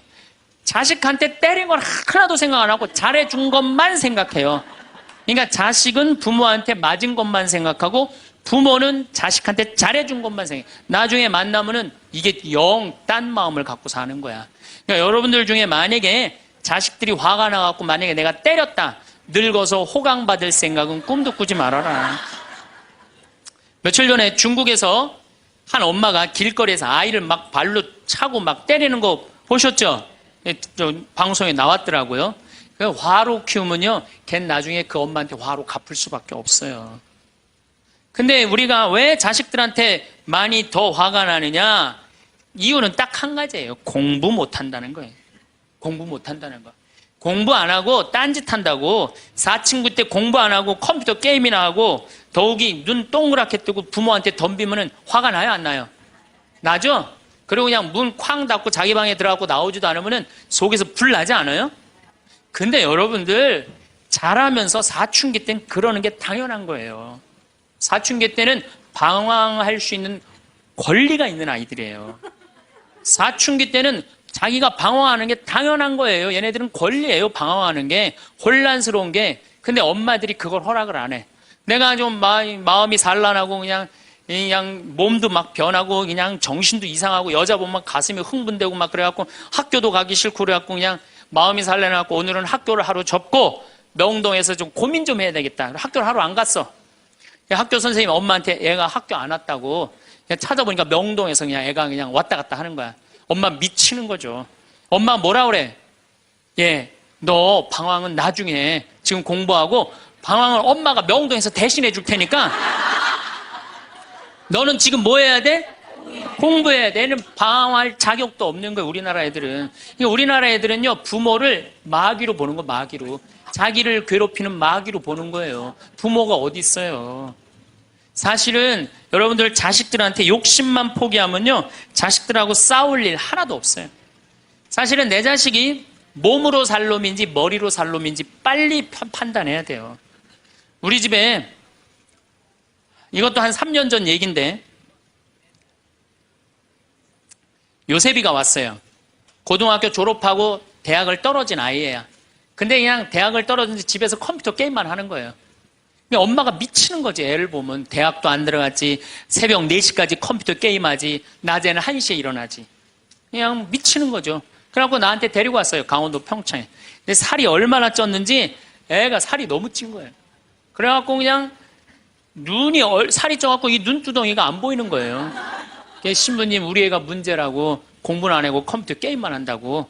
그래갖고 그냥 내가 애를 보니까 이 눈두덩, 이 찢어진 눈두덩 사이로 개 눈을 자세히 들여다보니까 애는 문제가 없더라고요, 애는. 근데 애가 살이 얼마나 쪘는지 100kg인지, 110kg인지, 120kg인지, 130kg인지 알 길이 없는 거야. 왜? 우리 생태마을의 저울은 100kg까지 밖에 재는 게 없거든. 올라가면 막 뱅글뱅글 도는 거야, 저울이. 그래서 내가 고추 빨 때 방앗간에 나갈 때 달아봐라. 그래서 달아봐. 그랬더니 얘가 몇 킬로가 나냐? 130kg가 나서 130kg. 그래갖고 일단은 하여튼 놔두고 가라고. 그래갖고 이제 엄마는 갔어요. 엄마는 가고. 근데 애가 참 건강한 애예요. 정신도 맑은 애 아이고. 부모 입장에서 문제인데 내 눈에는 문제가 아니더라고. 너 밭에 나가서 일 좀 해라.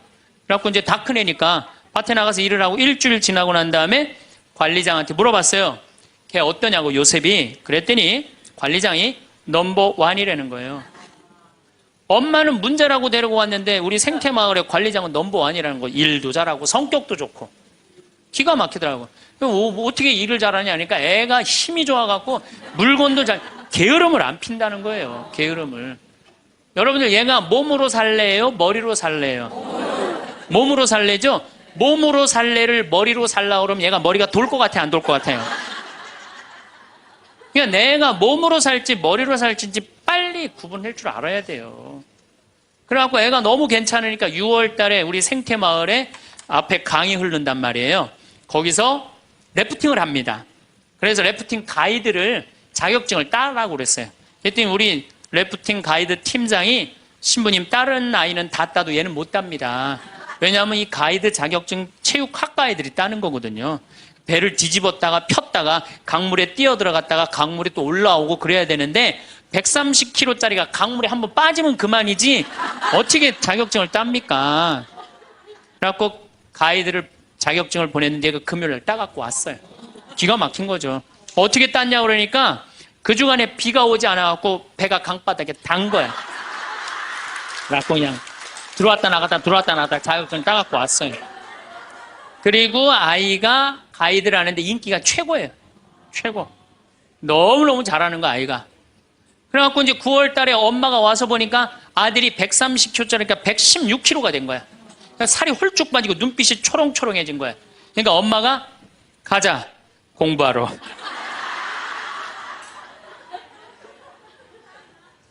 제가 보기에는 이 아이는 우리 집에 4년 동안 일하면은요, 돈 5천만 원, 6천만 원, 7천만 원 벌어요. 왜냐하면 우리 집에 일하면 돈 주거든요. 그럼 그 돈 모아갖고 사업을 해도 얘는 잘하는 애예요. 꼭 공부로 승부 걸 아이가 아니거든요. 그럼 신부님, 우리 애가 몸으로 살랜지 머리로 살랜지 기준이 어떻게 됩니까? 반에서 10등 안에 안 드는 놈들은요, 다 몸으로 살 놈들이에요. 여러분들 자식들 중에 반에서 10등 안에 안 드는 애들은 다 몸으로 살 애들이야. 독일은 초등학교 졸업하면서 중학교 올라가면서 갈릅니다. 대학 들어가래? 아니면 기술 배우래? 그래갖고 갈러도 학교 선생님이 갈러놔도 우리 애가 왜 이 머리가 나쁘냐 이렇게 따지는 부모 하나도 없대요. 그러니까 그 독일 사람들은 그게 내 아이가 몸으로 살고 손으로 기술로 하는 걸 좋아한대요. 그리고 그렇게 아이가 살도록 도와준대요. 근데 우리는 만약에 그렇게 했다. 내가 교장 선생님들, 교감 선생님들한테 강의 한번 간 적이 있어요. 연수원에 가서. 그랬더니 교감 선생님들이 만약에 우리가 그런 결정을 하면 지금 학부형들한테 맞아 죽는다는 거예요. 우리나라 부모님들이 욕심이 너무 많은 거예요. 자식들한테. 그러니까 자식들이 희생당하는 거죠. 자식들이 희생당하는 거예요. 그러니까 독일은 대학을 졸업하는 비율이 아이들의 한 25% 정도밖에 안 된대요. 대학을 졸업하는 아이들이. 들어가는 애들도 많지 않고, 미국은 뉴욕 잘 사는 데가 대학 졸업하는 비율이 60%예요. 60%. 그런데 우리나라는 대학에 지금 입학하는 게 몇 프로냐면 92%예요. 아무나 다 대학 가는 거예요. 아무나 다. 그러니까 독일은 몸으로 살 애들이 75%야. 그렇죠? 그 다음 미국은 몸으로 살 애들이 40에서 50% 정도 돼요. 우리나라는 92%가 미국은 또 미국이나 캐나다는 60%가 대학에 들어가도 졸업하는 건 그중에 반밖에 못해요. 다 졸업 못해요. 그래서 그쪽에 가보니까 입학은 물어봐도 졸업은 물어보는 게 아니래요. 졸업하는 게 그렇게 어렵다는 거예요. 근데 우리는 92%가 들어가면 92% 거의 다 졸업을 하는 거야. 우리는 몸으로 살 애들이 8%밖에 안 돼. 머리로 살 애들이 92%고. 공장에, 농장에 일할 사람들이 있어요? 없어요. 그러니까 이 나머지 92% 중에 취직을 다 합니까? 40, 50%밖에 못 해요. 그러면 나머지 40%는요, 한량으로 남는 거예요. 취직도 못 하고. 그럼 그 자식 보고 있으면 속에서 불이 나요, 안 나요? 불이 나죠? 근데 누가 잘못한 거예요? 부모가 잘못한 거예요. 처음부터 너는 머리로 안 될 것 같으니까 우리 몸 쪽으로 가자. 그래갖고 농사를 가르치든지 기술을 가르치면은 걔 벌써 취직해갖고 일했을 거예요.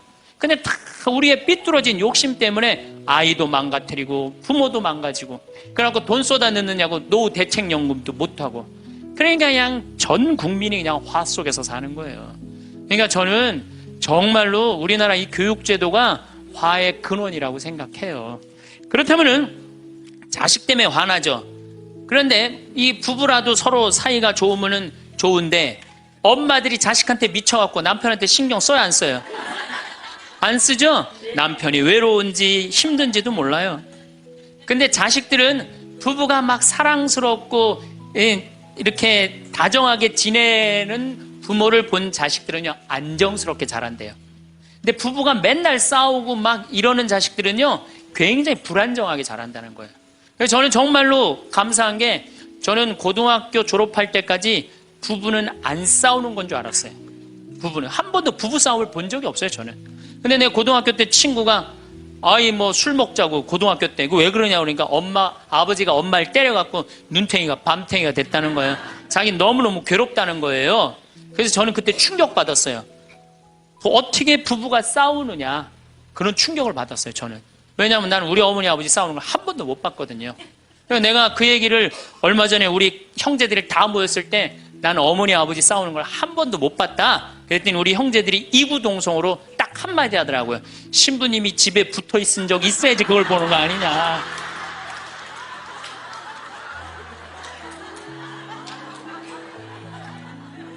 어쨌거나 저는 본 적이 없어요. 저는 굉장히 긍정적으로 자랄 수 있는 거죠. 근데 우리나라 남자들은 참 불쌍해요. 돈은 죽어라 벌지만 그 돈을 마음 느긋하게 써볼 수가 없어요. 그렇죠? 자식들 학원비에 대학 등록금 대다 보면은 30에 결혼해서 시집 장가 갈 때까지 60대까지 노예같이 사는 게 대한민국 남자들이에요. 이 남자들 짜증 나겠어요? 안 나겠어요? 화가 나겠어요? 안 나겠어요? 날 수밖에 없어요. 그런 남편들을 신경 한번 써줘 봤어요. 정말로 정말 남편 정말로 남편을 왕대조 패줘봤느냐고. 여러분들 길 가는 사람이 여러분들 10,000원 주는 사람 있어요? 길 가는 남자가 당신 예쁘다고 10,000원 주는 남자 봤어요? 근데 여러분들 남편은 그냥 한 달에 뼈가 빠지게 벌어갖고 200만 원이든 300만 원이든 400만 원이든 갖다 바치잖아요. 그러면 그 남편한테 감사해야 될 거 아니야. 근데 그냥 감사는 안 하고 그냥 남의 김치찌개도 그냥 제대로 안 하면 그냥 못 끓이고 그냥 자식이라고 있는 거 학원 다니다 보면은 밤 12시에 얼굴 보기도 힘들어요. 아버지가 자식을 키우고는 있지만은 다정한 자식을 구경하기가 힘들어요. 또 사춘기만 되면 이 자식들이 아버지한테 부드럽게 합니까? 반항하고 틱틱거리고 그러면은요, 우리나라 남자들은 갈 데가 없는 거야. 그래서 40대 남자들이 자살률이 세계에서 1위인데 우리나라 여자보다 몇 배가 많이 죽느냐면 3배가 많이 죽어요. 우리나라 40대들은 갈 데가 없는 거예요. 갈 데가. 외로운 거죠. 또 여성들도 마찬가지야. 난 우리나라 여자들도 불쌍해. 이게 다 교육 때문에 그래. 교육 때문에. 자식이 막 사춘기 때 막 생 난리를 치고 막 그럴 때 여러분들은 몇 살이 될까요? 45, 50 왔다 갔다 하죠? 그럼 여러분들은 자식은 사춘기지만 여러분들은 뭐예요? 갱년기야. 그러니까 갱년기가 되면 사실은 굉장히 케어가 필요한 거예요. 여러분들 굉장히 돌봄이 필요한 나이예요. 막 피부 처져요, 안 처져요? 눈두덩 처져요, 안 처져요? 눈가 처져요, 안 처져요? 볼 처져요, 안 처져요? 이가 처져요, 안 처져요? 그러니까 그렇게 처지는 거 거울에 이렇게 보고 앉아있으면 어떤 얼굴이 되냐면 이런 얼굴이 돼요.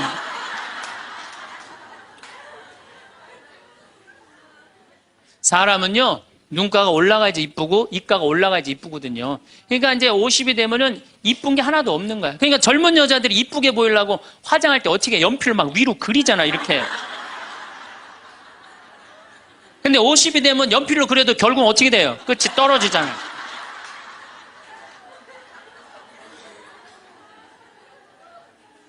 하지만은 우리나라 이 갱년기의 여성들은 자신의 고통, 번뇌 뒤로 하고 감추고 희생합니다. 묻어두는 거예요.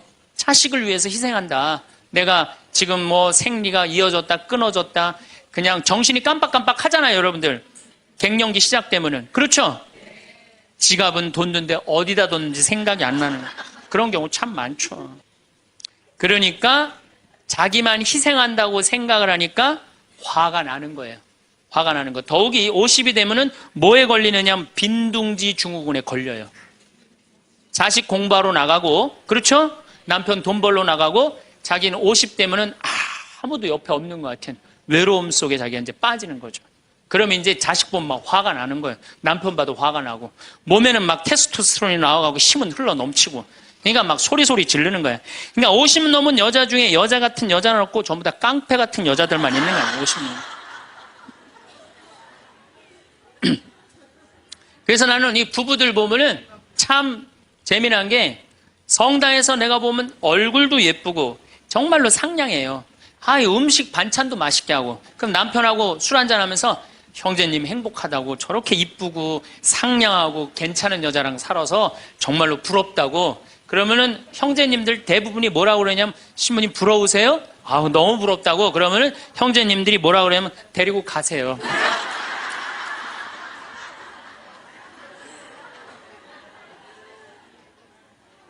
그래서 부부가 서로 사랑하지 못하고 자식하고도의 애정을 쌓지 못하고, 그러니까 우리가 이제 화가 꽉 차 있는 거예요.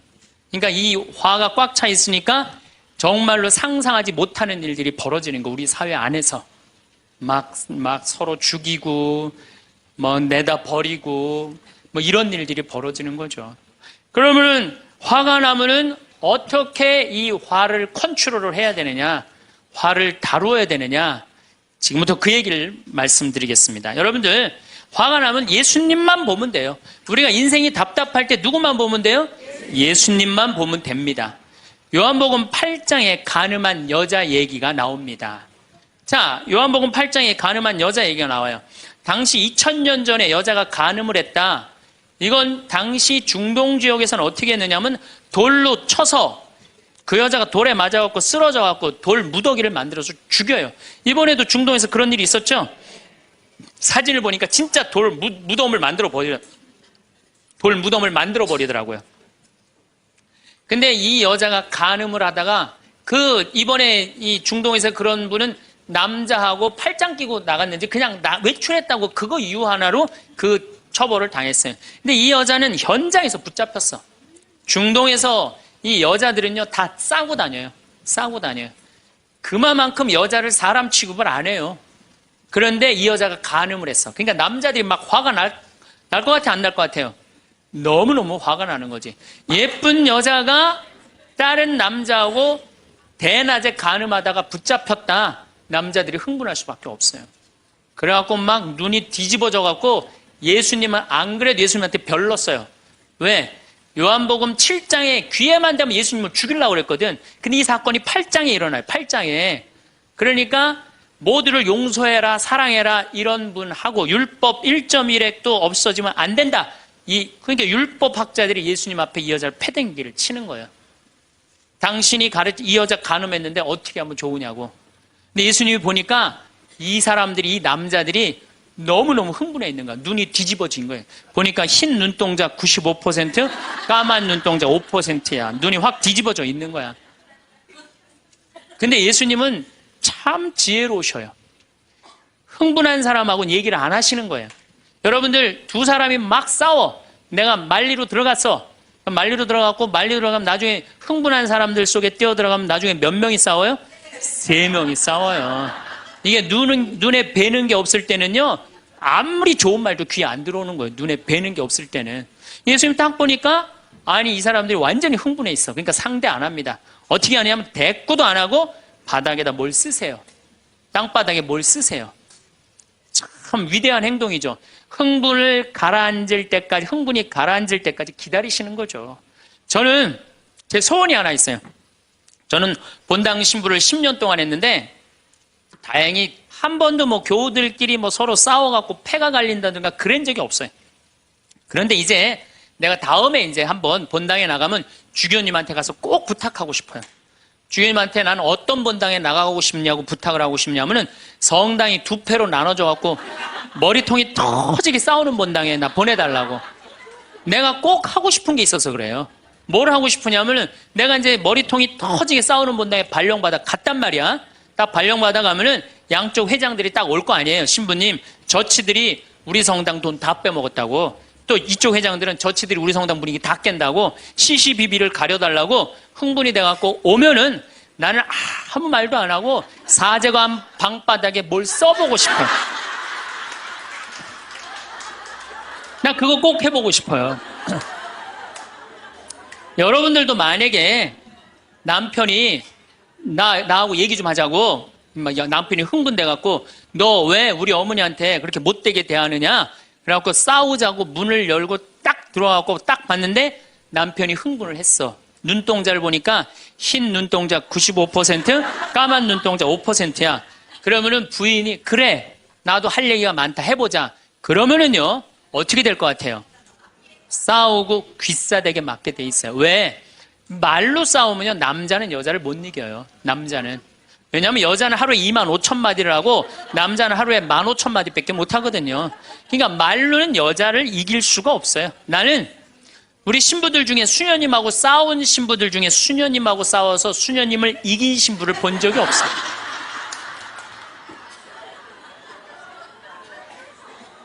말로는 안 되는 거예요. 그러니까 여러분들 남편이 흥분해갖고 딱 나하고 얘기하자 그러면 여러분들은 아무 대꾸하지 말고 방바닥에 뭘 쓰세요.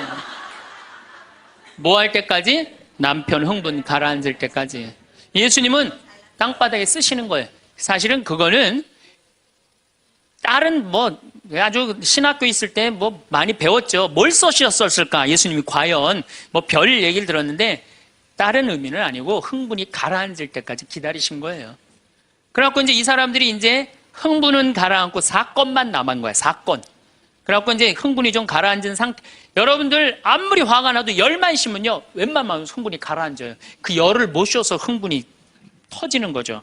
그러니까 좀 어느 정도 흥분이 가라앉으니까 이 사람들이 물어봅니다. 이 여인을 어떻게 하면 좋겠습니까? 간음을 했는데. 그러니까 예수님이 딱 보니까 이제 흥분이 가라앉은 것 같아. 그러니까 딱 한마디 더 합니다. 그래? 그렇다면은 너희 중에 죄 없는 사람이 먼저 저 여자를 돌로 쳐라. 그리고 그 다음 행동이 기가 막히세요. 다시 땅바닥에 뭘 쓰세요. 이게 뭐냐면 생각할 시간을 주는 거예요. 생각할 시간. 여러분들 만약에 자식을 막 혼냈어. 너 한 번만 더 게임하면 엄마가 저 컴퓨터 부셔버린다고. 그리고 너 문 열어놔. 그리고 문 열어놓고 자기는 텔레비전 보고 있으면서 아들은 게임 하나 안 하나 한쪽 눈으로는 게임 하나 안 하나 보고 한쪽 눈은 텔레비 보고 있으면 아들이 그걸 잘 받아들이겠어요? 더 욱하는 게 생겨요. 한 번 혼냈으면요 생각할 시간을 주는 게 중요한 거예요. 그러니까 예수님은 생각할 시간을 주는 거예요. 너희 중에 죄 없는 사람이 먼저 저 여자를 돌로 쳐라. 그리고 난 다음에 예수님 다시 땅바닥에 뭘 쓰십니다. 그런데 언제까지 기다려주시느냐 하면 다 떠날 때까지 기다리는 거예요. 중간에 고개 안 돌리시고. 그리고 다 떠났어. 다 떠나고 나니까 그때서 고개를 들어서 혼자 남은 여인한테 물어봅니다. 여인아, 네 죄를 묻던 사람들이 어디 갔느냐? 아무도 없습니다, 주님. 그래? 그들이 만약에 네 죄를 묻지 않았다면 나도 네 죄를 묻지 않으마. 이거 기가 막힌 얘기예요. 왜? 예수님은 죄를 묻을 수 있는 권한이 있으신 분이에요. 얼마든지 그 여자를 징계할 수 있어요. 그렇지만 다른 사람이 묻지 않았기 때문에 나도 묻지 않겠다. 아, 기가 막히지 않아요? 예수님은 세 사람을 용서합니다. 첫 번째 죽이다고 덤비는 바리사이들을 용서하고 간음한 이 여인을 용서하고 그 다음에 율법의 1.1획도 나는 어기로 온 것이 아니다. 없애러 온 것이 아니다. 이렇게 가르친 당신까지 용서한 거야. 다시 말해서 흥분이 가라앉으면요 문제 해결은 다 돼요. 흥분한 상태에서 여러분들이 문제 해결하려고 하면 해결이 안 된다는 얘기예요. 그렇다면은 이 흥분은, 화는 어떻게 하면 조절할 수 있느냐? 첫 번째, 숨을 잘 쉬어라. 이거는 모든 화를 조절하는 책을 읽어보면요, 첫 번째로 나오는 게 숨을 잘 쉬어라예요. 화가 나면은 숨이 가빠져요, 안 가빠져요? 가빠지죠? 씩씩거린다 그러죠? 이게 숨을 어떻게 주체하지 못해서 그러는 거예요. 근데 여러분들, 숨은 창세기에 보면은 하느님이 인간을 창조하시고 뭘 불어넣었다 그래요? 숨을. 그러니까 우리가 숨을 쉰다는 건 생명을 쉬는 거예요. 생명을. 그러니까 숨을 잘못 쉬면 생명을 잘못 다루는 거하고 똑같은 거예요. 근데 숨은 어떻게 내 몸으로 들어와서 코로 들어와서 심장으로 해서 이 위로 해서 그 다음에 단전, 배꼽 아래로 해서 간으로 해서 폐로 이렇게 돌아서 나가는 게 숨이에요. 그래갖고 온전히 산소 공급이 온 장기 안에 다 돼야 돼. 근데 화가 나면 여러분들 숨을 어디다 걸어놓고 쉬어요? 목에다, 목줄에서 딱 걸어놓고 싸우잖아요. 남편하고 싸울 때. 네, 내가 시집하고 당신이 나한테 해준 게 뭐가 있어? 외식을 해줘서, 설거지를 해줬어. 그렇다고 여행을 시켜줘서, 밍크 코트를 사줘서, 다이아를 사줬어. 그럼 얼굴이 빨개져, 안 빨개져요? 왜 빨개지느냐면 이게 내려갔다 와야 되는데 여기만 딱 차 있으니까 점점 풍선처럼 부풀러 오르는 거예요. 그렇게 1시간을 소리 지르고 싸우면은 1시간 동안 여기 산소 통합니까? 안 통합니까? 안 통하면 여기가 무슨 병이 드느냐면 화병이 드는 거. 그래서 드는 병이 화병이에요. 그러니까 싸울 때 어떻게 싸워야 되냐면 숨을 쉬고 싸워야 되는 거예요. 싸울 때. 어떻게 싸워야 되냐면 당신이 말이야 시집 와갖고 나한테 해준 게 뭐가 있어? 설거지를 해줬어. 그렇다고 외식을 시켜줬어.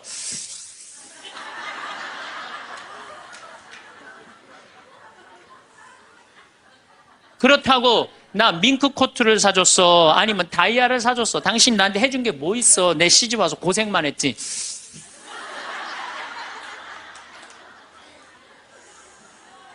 그렇다고 내가 하느님 그렇게 열심히 믿었는데 예수님 태어난 나자렛을 보내줬어. 갈릴레아를 보내줬어. 나 이 집에서 종처럼 일만 했는데 당신 뭐가 있다고 나한테 소리를 지르고 그래? 이렇게 숨을 쉬고 싸우면은요, 절대 남편한테 귀싸대기 안 맞아요. 남편이요, 차분히 얘기하게 돼 있어요. 근데 막 흥분을 끌어올리면서 얘기하면 사람 감정이 격해져갖고, 이성이 사라지는 거예요. 그래서 우리가 내가 너무너무 화가 나면은 심호흡을 10번만 하면은 굉장히 문제가 해결된다는 거예요. 그래서 여러분들, 화가 나면은 어떻게 해라? 숨을 잘 쉬어라. 두 번째, 화가 나면 어떻게 해라? 걸어라. 걷는 게 아주 중요합니다. 여러분들 화가 날 때 묵주를 들고 나와서 동네 한 바퀴만 돌면은요, 알아서 마음이 정리가 돼요. 해결책도 알아서 나와요. 2시간, 3시간만 걸으면은요, 완전히 차분해져서 들어가요. 그러니까 화가 나면 그 자리에서 떠나야 되는 거, 무조건. 떠나는데 가만히 있으면 더 이게 일어나거든요.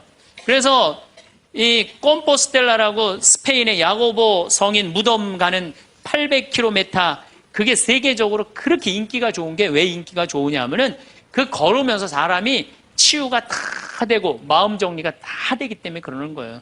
그러니까 걷는 거는 건강에도 좋지만은 마음을 정리해 주는 게 걷는 거예요. 그래서 여러분들 정말로 화가 나면 어떻게?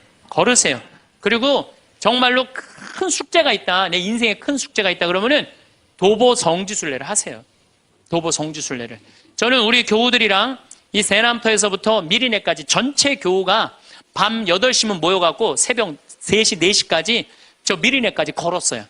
그 목요일, 금요일, 토요일, 일요일 4일을 걸었는데 그 한 400~500명 되는 교우들이 나한테 체험, 은혜 받은 얘기를 하는데 이건 보통 은혜 받은 게 아니에요.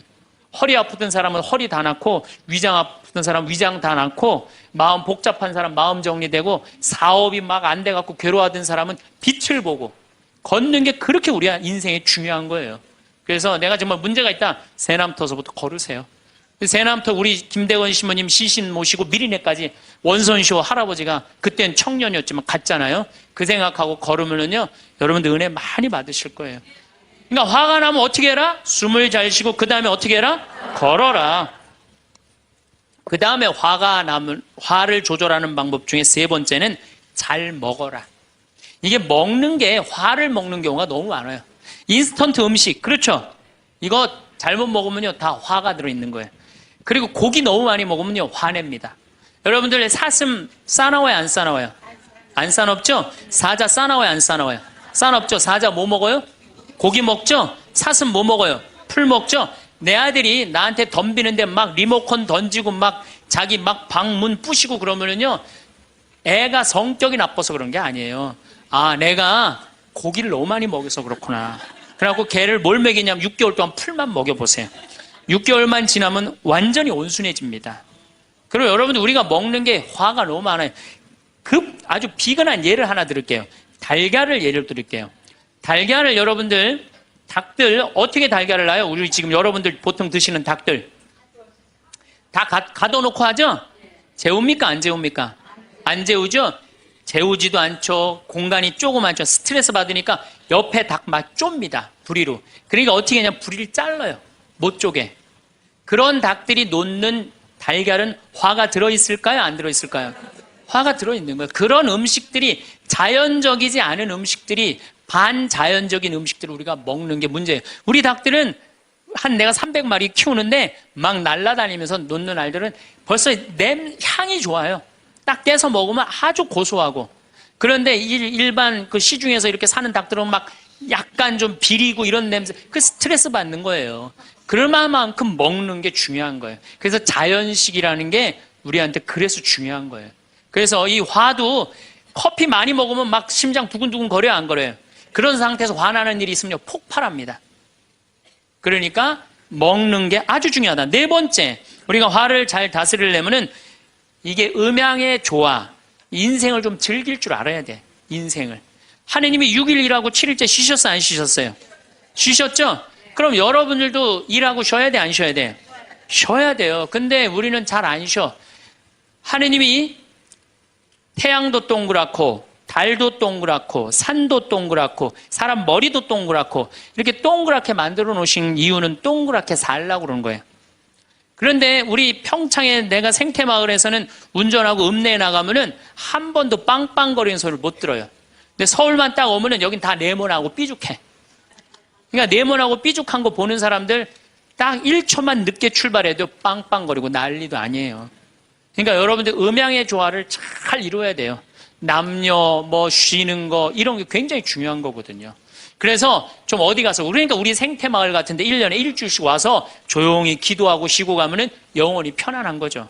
그러니까 여러분들 지금 나이 60 드신 분들 60년 일했으면 나머지 인생은 즐거워야 돼, 안 즐거워야 돼? 즐거워야 돼. 그러니까 그런 음양의 조화를 잘 해야 된다. 다섯 번째, 제일 중요한 거, 화가 안 나는 최고 좋은 길은 뭐냐면 자기 자신한테 잘해주면 돼요. 내가 행복하면 절대 화 안 납니다. 얼마 전에 우리 집에 대장암으로 온몸에 퍼져서 돌아가신 분이 계세요. 자매님이 나보다 1살 많은데 죽기 일주일 전에 나를 딱 끌어안고 울면서 이런 말을 했어요. 신부님, 나는 내가 이제 곧 죽을 것 같은데 나는 남편한테도 안 미안하대요. 왜 안 미안하냐면 남편 평생 집 돌본 적이 없대요. 그래서 하나도 안 미안하대요. 그리고 자식한테도 안 미안하대. 왜? 대학까지 자기가 이 빌딩 청소해갖고 대학까지 졸업시켰대요. 그런데 누구한테 미안하냐면 자기한테 미안하대. 자기는 이 47년을 살면서 한 번도 고생만 했지 자기 맛있는 고기를 사준 적도 없고 자기한테 예쁜 옷을 해입힌 적도 없고 좋은데 구경시켜준 적도 없다는 거야. 그런데 지금까지 고생만 하다가 떨컥 병에 걸려서 죽는다는 거예요. 그래서 자기한테 너무너무 미안하다는 거예요. 근데 이제 죽는다는 거예요. 자기한테 한 번도 잘해준 적이 없는데 너무 자기한테 미안하다는 거예요. 여러분들한테 잘해줘야 될 것 같아요? 안 잘해줘야 될 것 같아요? 괜히 그냥 참고 인내하면서 승질은 승질대로 부리고 그러실 필요 하나도 없어요. 이제 여러분들한테 맛있는 거 있으면 사주세요. 그렇죠? 예쁜 옷 있으면 사 입히고, 여러분한테 좋은 데 있으면 구경도 좀 시켜주고. 저는 저한테 잘해줍니다. 왜 잘해주느냐 하면은 나는 본당을 떠나 있기 때문에 본당 총회장님도 없고 부회장님도 없고 성무회장님도 없어요. 그러니까 나 고기 먹고 싶으면 사주는 사람 아무도 없어요. 내가 고기가 먹고 싶으면 내가 사줘요. 베네딕토, 고기 먹고 싶냐? 가자. 내가 오늘 사줄게. 난 내가 데려와서 내가 사줘, 나한테. 그러니까 스트레스 받는 일이 없는 거예요. 남한테 섭섭한 것도 없고. 그래서 제가 항상 하는 얘기지만 집에서는 엄마가 행복해야 돼. 그래야지 자식이 행복한 거예요. 집에서는 아내가 행복해야 돼. 그래야지 누가 행복해? 남편이 행복한 거예요. 집에서는 며느리가 행복해야 돼. 그래야지 누가 행복해? 시어머니가 행복한 거예요. 그러니까 여기 계신 여러분들이 행복해야지 대한민국이 행복한 거예요. 이제는 예.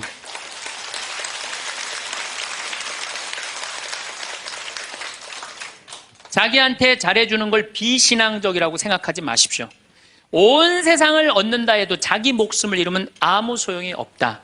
성공한 사람들을 보면 크게 두 부류로 나뉘는 걸 알 수 있습니다. 하나는 자신이 성공했다고 여기저기 떠벌리고 다니는 사람들, 그리고 또 하나는 조용히 아무 말 없이 자기 삶을 사는 사람들입니다. 우리는 흔히 성공을 하면 자연스럽게 자랑하고 싶어질 거라고 생각하죠. 좋은 차를 사고 비싼 시계를 차고 SNS에 멋진 사진을 올리고 싶을 겁니다. 왜냐하면 그렇게 하면 남들이 나를 더 인정해 줄 거라고 믿으니까요.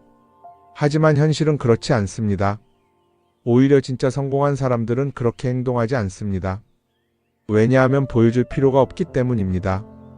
돈이 많다고 높은 자리에 있다고 유명하다고 해서 굳이 그걸 드러낼 필요는 없습니다. 그걸 아는 사람들은 이미 알고 있고 모르는 사람들은 알 필요가 없죠. 그런데도 굳이나 성공했다고 떠드는 사람들이 있습니다. 그런 사람들은 왜 그럴까요?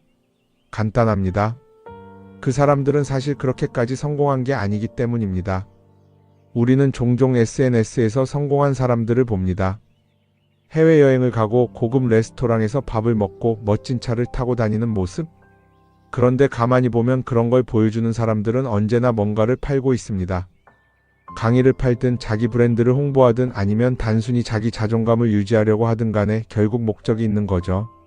진짜 부자들은 그렇게 하지 않습니다. 오히려 조용히 아무도 모르게 자기 일을 합니다. 왜냐하면 자랑해서 얻을 게 없기 때문입니다.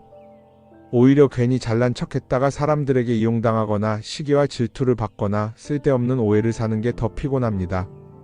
이건 단순한 돈 이야기가 아닙니다. 사회적인 성공을 이룬 사람들도 마찬가지입니다. 진짜 실력 있는 사람들은 자기 실력을 굳이 떠벌리지 않습니다. 왜냐하면 그럴 필요가 없으니까요. 자기 분야에서 최고라면 사람들이 먼저 알아서 찾아옵니다. 반대로 실력이 부족한 사람일수록 자기를 포장하려고 애씁니다. 우리가 흔히 듣는 말이 있죠. 빈수레가 요란하다. 이 말이 괜히 있는 게 아닙니다. 정말 내실이 있는 사람들은 굳이 시끄럽게 굴지 않습니다. 반대로 겉만 번지르르한 사람들은 자기가 얼마나 대단한지 떠들고 다닙니다. 이걸 좀 더 현실적인 예로 들어볼까요? 동창회에 나가면 꼭 이런 사람이 있습니다. 옛날에는 별거 아니었는데 갑자기 잘 됐다고 나타나서 자기가 얼마나 성공했는지 자랑하는 사람. 처음에는 다들 와 대단하다 하고 들어주지만 시간이 지나면 어떨까요? 대부분 속으로 이렇게 생각할 겁니다. 저 사람 뭐 저렇게까지 티를 내? 결국 그런 사람은 점점 멀어지게 됩니다. 반면에 정말 성공한 사람들은 조용합니다. 굳이 자기가 어떻게 살고 있는지 설명하지 않죠. 그런 사람들은 오히려 주변에서 먼저 알아보고 자연스럽게 존경을 받습니다. 그게 진짜 성공입니다. 그럼 우리는 어떻게 해야 할까요? 내가 뭔가를 이루었을 때 굳이 남들에게 알릴 필요가 있을까요? 물론 가까운 사람들에게 좋은 소식을 전하는 건 좋습니다. 하지만 굳이 모든 사람들에게 나 이렇게 잘 살고 있어요 하고 알릴 필요는 없습니다. 그런 행동은 결국 나에게 득이 되지 않습니다. 성공이라는 건 원래 조용한 겁니다. 내가 잘 되고 있으면 주변 사람들이 자연스럽게 알게 됩니다. 굳이 내가 말하지 않아도 내 행동과 태도에서 묻어나오게 되어 있습니다. 그러니 굳이 보여주려고 애쓰지 마세요. 오히려 그게 더 진짜 성공한 사람의 태도입니다. 사람은 사회적 동물이라고 하잖아요. 혼자 살아갈 수 없고 결국 사람과의 관계 속에서 기쁨도 얻고 때로는 상처도 받습니다. 그런데 한 가지 생각해 볼 게 있어요. 우리가 정말 인간관계가 필요해서 맺고 있는 걸까요? 아니면 그냥 그래야 한다고 배워서 어쩔 수 없이 유지하고 있는 걸까요? 어릴 땐 친구 많으면 좋다고 하죠. 사회생활에서도 인맥이 중요하다는 말을 많이 합니다. 그런데 정작 주변을 보면요. 인간관계가 넓은 사람일수록 스트레스를 더 많이 받아요.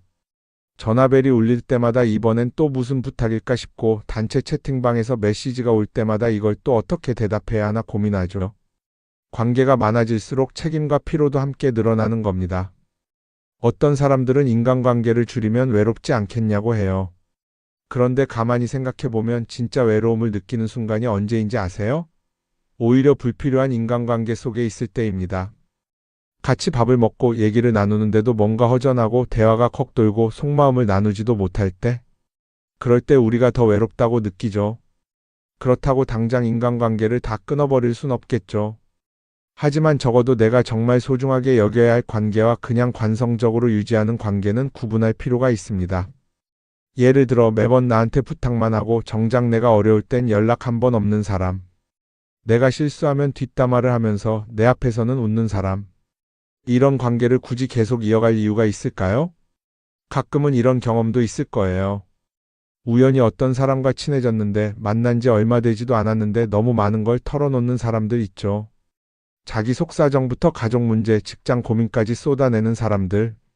이런 경우 두 가지의 가능성이 큽니다. 하나는 그냥 감정적으로 의존할 사람이 필요해서일 수도 있고 또 하나는 내가 믿을 만한 사람인지 떠보는 걸 수도 있어요. 어떤 경우든 이런 관계는 오래가기 어렵습니다. 사실 친밀함이라는 건 시간이 필요한 법이에요. 적당한 거리를 두고 천천히 서로를 알아가야 하는데 초반부터 급격하게 가까워진 관계는 쉽게 무너지는 경우가 많습니다. 처음엔 친하다고 생각했는데 어느 순간 사소한 일로 틀어지고 결국 남보다 못한 사이가 되는 거죠. 그러면 인간관계를 어떻게 해야 할까요? 답은 간단합니다. 억지로 맺지 말고 굳이 유지하려고도 하지 않는 거예요. 내가 편한 관계라면 자연스럽게 이어질 것이고 그렇지 않다면 서서히 멀어질 겁니다. 그리고 그걸 억지로 붙잡지 않아도 괜찮습니다. 관계를 유지하는데 에너지를 쓰기보다는 정말 소중한 관계에 집중하는 게 더 낫지 않을까요? 어떤 사람은 내가 인간관계를 줄이면 나중에 나 혼자 남는 거 아니냐 걱정하기도 해요. 그런데 생각해보면요, 진짜 나를 위하는 사람은 많지 않아요. 인간관계를 줄인다고 해서 완전히 혼자가 되는 게 아닙니다. 오히려 불필요한 관계를 정리하고 나면 남아있는 관계들이 더 단단해지고 가치 있게 느껴질 겁니다. 예전엔 인맥이 자산이라는 말을 많이 했어요. 그런데 요즘은 꼭 그렇지도 않죠. 오히려 불필요한 인간관계가 많으면 그게 짐이 될 수도 있어요. 적당한 거리, 적당한 선. 이걸 잘 지키는 게 결국엔 가장 편한 인간관계를 유지하는 방법 아닐까요? 한번 곰곰이 생각해 보세요. 지금 내 주변에 있는 사람들 중에서 내가 정말 편하게 만날 수 있는 사람이 몇 명이나 되는지, 내가 억지로 맞춰주고 있는 관계는 없는지. 관계를 줄이면요, 외로워지는 게 아니라 오히려 더 자유로워집니다. 그리고 자유로워진 만큼 내 인생에서 정말 중요한 것에 집중할 수 있게 됩니다. 인간관계 너무 많은 걸 신경 쓰다 보면 정작 중요한 걸 놓칠 수 있어요. 그러니까 이제는 한 번쯤 정리해보는 것도 나쁘지 않을 겁니다. 사람들이 돈을 많이 벌고 싶어 하는 이유가 뭘까요? 단순히 돈이 많으면 좋으니까? 물론 그것도 있겠지만 사실 돈을 원하는 진짜 이유는 더 나은 삶을 살기 위해서겠죠. 그런데 문제는 돈을 많이 번다고 해서 반드시 삶이 나아지는 건 아니라는 겁니다. 오히려 더 많이 벌수록 더 많이 쓰게 되는 경우가 많아요. 가끔 이런 생각해 본 적 없으세요? 예전에는 돈이 지금보다 훨씬 적었는데 이상하게 그때가 더 여유로웠던 것 같다. 왜 그럴까요? 사실 우리가 원하는 건 돈 그 자체가 아니라 돈을 통해 얻을 수 있는 자유인데 돈을 벌면 벌수록 그 자유를 잃어버리는 경우가 많아요. 더 좋은 차, 더 좋은 집, 더 좋은 옷을 사면서 점점 더 많은 돈이 필요해지고 결국엔 돈을 벌기 위해 또다시 일해야 하는 악순환에 빠지게 되는 거죠. 한번 생각해 봅시다. 우리가 정말 필요해서 뭔가를 사는 경우가 얼마나 될까요? 필요해서라기보다는 남들이 가지고 있으니까 없어 보이기 싫으니까 혹은 그냥 기분 전환을 위해서 소비하는 경우가 훨씬 많아요. 그리고 그런 소비를 할 때마다 스스로 이렇게 합리화를 하죠. 이 정도는 나를 위한 투자야. 그런데 가만히 보면 그 소비가 진짜 나를 위한 소비인지 아니면 그냥 사회가 만든 기준에 끌려가고 있는 건지 헷갈릴 때가 많습니다. 예를 들어 예전에는 스마트폰 하나면 충분했는데 이제는 스마트워치도 있어야 하고 무선 이어폰도 필요하고 태블릿도 있어야 할 것 같고 하나를 사면 또 다른 무언가가 필요해지는 시기예요. 사실 이건 우리가 그렇게 만들어진 겁니다. 광고도 그렇고 SNS도 그렇고 자꾸 우리에게 이렇게 말하죠. 이걸 사야 더 행복해질 수 있어요. 그런데 정작 그걸 사고 나면 어때요? 처음 며칠은 좋죠. 그런데 시간이 지나면 또 다른 걸 사고 싶어져요. 왜냐하면 물건이 우리를 오래 행복하게 만들어주지는 않거든요. 특히 요즘은 SNS가 이런 소비 심리를 더 부추기는 것 같아요. 예전에는 친구들끼리 만나서 나 새로 샀어 하고 자랑하는 게 전부였는데 이제는 SNS에 올리면서 전 세계 사람들에게 보여주잖아요. 그러다 보니까 남들도 다 뭔가를 사서 올리고 나도 따라해야 할 것 같은 기분이 드는 거예요. 그런데 중요한 건 그 사람들도 사실은 나와 똑같은 기분이라는 겁니다. 내가 남을 부러워하는 만큼 나도 누군가에게 부러움을 사려고 애쓰고 있는 거죠. 결국 끝없는 비교와 소비 속에서 진짜 중요한 걸 놓치게 되는 겁니다. 한번 이렇게 생각해보면 어떨까요? 만약 내가 지금부터 딱 1년 동안 불필요한 소비를 하지 않는다면 내 삶이 어떻게 변할까? 아마 처음에는 답답할 수도 있어요. 사고 싶었던 걸 참아야 하니까. 그런데 그걸 몇 번 참고 나면 어느 순간 깨닫게 될 겁니다. 내가 굳이 이걸 안 사도 괜찮네? 그렇게 불필요한 소비가 줄어들면 자연스럽게 돈이 쌓이겠죠. 그런데 돈이 쌓이는 것보다 더 중요한 게 있어요. 바로 마음의 여유가 생긴다는 겁니다. 돈을 쓰지 않는다고 해서 불행해지는 게 아니라 오히려 소비로부터 자유로워지면서 진짜 행복을 찾을 수 있어요. 물론 이걸 실천하는 게 쉽지는 않겠죠. 우리 주변에는 소비를 부추기는 것들이 너무 많으니까요. 하지만 적어도 이런 건 해볼 수 있습니다. 뭔가를 사고 싶을 때 한 번만 스스로에게 물어보는 거예요. 이게 정말 나한테 필요한 걸까? 아니면 그냥 순간적인 욕심일까? 만약 그 질문을 던졌을 때 5초 안에 당연히 필요하지 라는 답이 나오지 않는다면 사실 그건 없어도 되는 물건일 가능성이 큽니다. 정말 필요한 건 고민할 필요도 없이 바로 떠오르거든요. 그러니까 이제는 한 번쯤 생각해 봐야 할 것 같아요. 나는 지금 내가 원하는 삶을 살고 있는 걸까? 아니면 남들이 만든 기준에 맞추기 위해 내 시간을 팔고 있는 걸까? 소비를 줄인다는 건 단순히 돈을 아끼는 게 아닙니다. 그건 결국 내 삶의 선택권을 되찾는 일이거든요. 돈을 많이 버는 것도 중요하지만 더 중요한 건 그 돈을 어떻게 쓰느냐입니다. 그리고 때로는 아무것도 사지 않는 게 최고의 선택일 수도 있어요. 우리는 요즘 SNS 없이 사는 게 거의 불가능한 시대에 살고 있죠. 아침에 눈 뜨자마자 휴대폰을 확인하고 출근길에도 SNS를 보고 잠들기 전까지도 계속 들여다봅니다. 그러면서 남들이 어떻게 사는지 보고 나도 모르게 비교하게 되고 때로는 초조해지기도 하죠. SNS에 올라오는 사진들 한번 보세요. 맛집에서 멋진 음식을 먹고 해외여행을 다니고 좋은 옷을 입고 성공한 삶을 사는 사람들. 그런데 가만히 보면 이 사람들이 정말 행복해서 저런 사진을 올리는 걸까요? 아니면 그냥 행복해 보이고 싶은 걸까요? 실제로 SNS에 가장 많이 올라오는 사진이 뭔지 아세요? 남들이 부러워할 만한 순간들입니다. 집에서 편하게 쉬고 있는 모습이나 출근길에 지친 얼굴, 어제 먹다 남은 배달 음식 사진 같은 건 잘 안 올리죠. 대신 멋진 레스토랑, 명품 가방, 고급 호텔 같은 것들이 올라옵니다. 왜 그럴까요? 결국 SNS는 보여주기 위한 공간이기 때문입니다. 여기서 중요한 게 있어요. 우리가 SNS에서 보는 건 그 사람의 삶 전체가 아니라 편집된 일부 장면이라는 겁니다. SNS는 마치 한 편의 다큐멘터리나 영화처럼 잘 꾸며진 장면들만 보여줍니다. 그런데도 우리는 그걸 보면서 아, 저 사람은 나보다 더 행복하구나 하고 착각하죠. 예를 들어 SNS에서 한 친구가 해외여행을 가서 아름다운 풍경을 찍어 올렸다고 해볼게요. 우리는 그걸 보면서 부럽다, 나도 저렇게 살고 싶다라고 생각하겠죠. 그런데 정작 그 친구는 사진을 찍고 나서도 일 때문에 스트레스를 받고 있을 수도 있고 여행 비용을 감당하느라 카드가 걱정을 하고 있을 수도 있습니다. 그 부분은 우리는 알 수가 없죠. 그런데 문제는 이렇게 남들과 비교하는 습관이 쌓이면 결국 내 삶이 초라하게 느껴진다는 겁니다. 원래는 그냥 조용히 살아도 괜찮았는데 SNS를 보고 나면 나만 뒤처지는 것 같고 뭔가를 더 해야 할 것 같고 괜히 불안해지죠. SNS는 기본적으로 사람들의 비교 심리를 자극합니다. 남들이 가진 걸 나도 갖고 싶게 만들고 남들이 하는 걸 나도 해야 할 것 같은 기분이 들게 만들죠. 그러다 보니 필요하지도 않은 걸 사게 되고 무리해서라도 화려한 곳에 가게 되고 남들에게 보여주기 위해 사는 삶을 살게 됩니다. 그럼 어떻게 해야 할까요?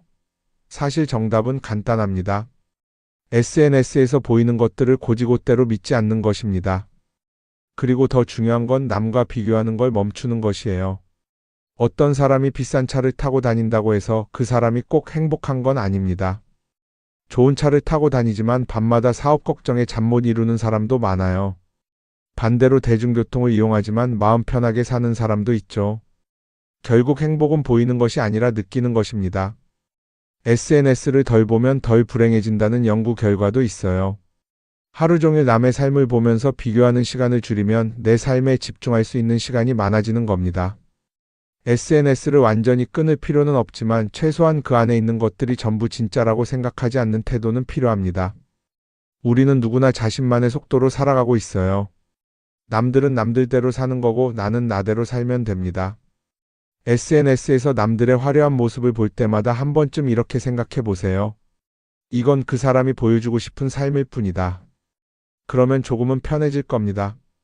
사람들은 다들 자기 인생을 살아간다고 생각하죠. 그런데 가만 보면 정말 자기 인생을 사는 사람이 얼마나 될까요? 많은 사람들이 사실은 남이 만들어 놓은 기준에 맞춰서 살고 있어요. 좋은 대학, 좋은 직장, 좋은 차, 좋은 집. 다들 이런 걸 목표로 삼지만 정작 내가 원하는 삶이 뭔지 깊이 생각해 본 적이 없는 경우가 많아요. 이건 어릴 때부터 교육받아온 방식과도 관련이 있어요. 우리는 어릴 때부터 이렇게 살아야 한다는 틀 안에서 자라죠.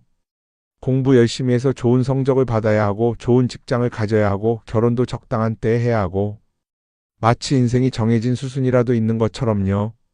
그러다 보니 나 스스로 정말 원하는 걸 고민하기보다는 그냥 남들이 정해놓은 목표를 따라가게 돼요. 그런데 이렇게 남의 기준에 맞춰서 살다 보면 어느 순간 공허함을 느끼게 됩니다. 이게 정말 내가 원했던 삶인가? 하는 의문이 들 때가 오죠. 어릴 땐 성적이 목표였고 사회에 나와서는 연봉이 목표였고 결혼하고 나서는 아이 교육이 목표였는데 그 목표를 이루고 나면 허무한 거예요. 계속 뭔가를 이루긴 했는데 정작 나는 어디에 있는지 모르겠는 거죠. 진짜 중요한 건 내가 원하는 게 뭔지를 아는 것이에요. 그런데 이게 쉽지 않죠. 오랫동안 남의 기준대로 살아왔기 때문에 막상 내가 정말 원하는 게 뭐지? 하고 물어보면 선뜻 대답하기 어려운 경우가 많아요. 하지만 이 질문을 하지 않으면 우리는 평생 남이 정한 기준 속에서 살게 됩니다. 그럼 어떻게 해야 할까요? 첫 번째로 필요한 건 내가 왜 이런 생각을 하게 됐는지 스스로 점검하는 거예요. 예를 들어 내가 비싼 차를 사고 싶다고 생각한다면 그게 정말 내 필요 때문인지 아니면 남들에게 잘 보이기 위해서인지 한번 따져봐야 해요. 만약 남들이 나를 어떻게 볼까 하는 게 더 중요하다면 그건 내 기준이 아니라 사회가 만들어 놓은 기준일 가능성이 큽니다. 두 번째는 다른 사람의 의견에 휘둘리지 않는 연습을 하는 거예요. 우리는 살아가면서 끊임없이 남들의 평가를 받죠. 그 나이에 그런 걸 시작한다고? 지금 그게 가능하겠어? 이런 말들이 우리를 흔들어 놓습니다. 그런데 그런 말에 신경 쓰다 보면 결국 아무것도 하지 못하게 돼요. 중요한 건 남들이 뭐라고 하든 내가 결정하는 거예요. 물론 남의 조언을 들을 수도 있고 참고할 수도 있죠. 하지만 최종 결정은 항상 내 몫이어야 합니다. 내가 결정하고 내가 책임지는 거. 그렇게 해야 내 삶을 온전히 내 것으로 만들 수 있어요. 세 번째는 내가 한 선택에 책임지는 자세를 가지는 거예요. 많은 사람들이 무언가를 선택하고 나서도 후회하죠. 괜히 이걸 했나? 이 선택이 잘못된 건 아닐까? 그런데 한 가지 확실한 건 후회한다고 해서 과거가 바뀌지는 않는다는 거예요. 내가 한 선택이라면 그 선택이 틀렸다고 해도 받아들이고 그 안에서 최선을 다하는 게 더 중요해요. 이렇게 말하면 그럼 실수하면 어떡하죠? 라고 걱정하는 분들도 있을 거예요. 하지만 생각해보면 우리가 실수를 두려워하는 이유도 결국 남의 시선 때문이에요. 내가 실패하면 남들이 날 어떻게 볼까? 이런 걱정이 더 크죠. 그런데 남들은 생각보다 우리한테 관심이 없어요. 우리가 성공하든 실패하든 남들은 자기 삶을 사느라 바빠요. 그러니까 내 인생의 주인은 결국 나 자신이라는 걸 명확히 할 필요가 있어요. 내 선택을 하고 그 선택에 책임지면서 남이 아니라 나에게 맞는 길을 찾는 것. 그게 진짜로 내 삶을 살아가는 방법이 아닐까요? 어쩌면 우리는 너무 오랫동안 이렇게 살아야 한다는 틀 속에 갇혀 있었는지도 모릅니다. 하지만 이제는 한 번쯤 생각해 봐야 합니다. 나는 진짜 내 삶을 살고 있는가? 그리고 만약 아니라면 지금부터라도 조금씩 바꿔보면 어떨까요?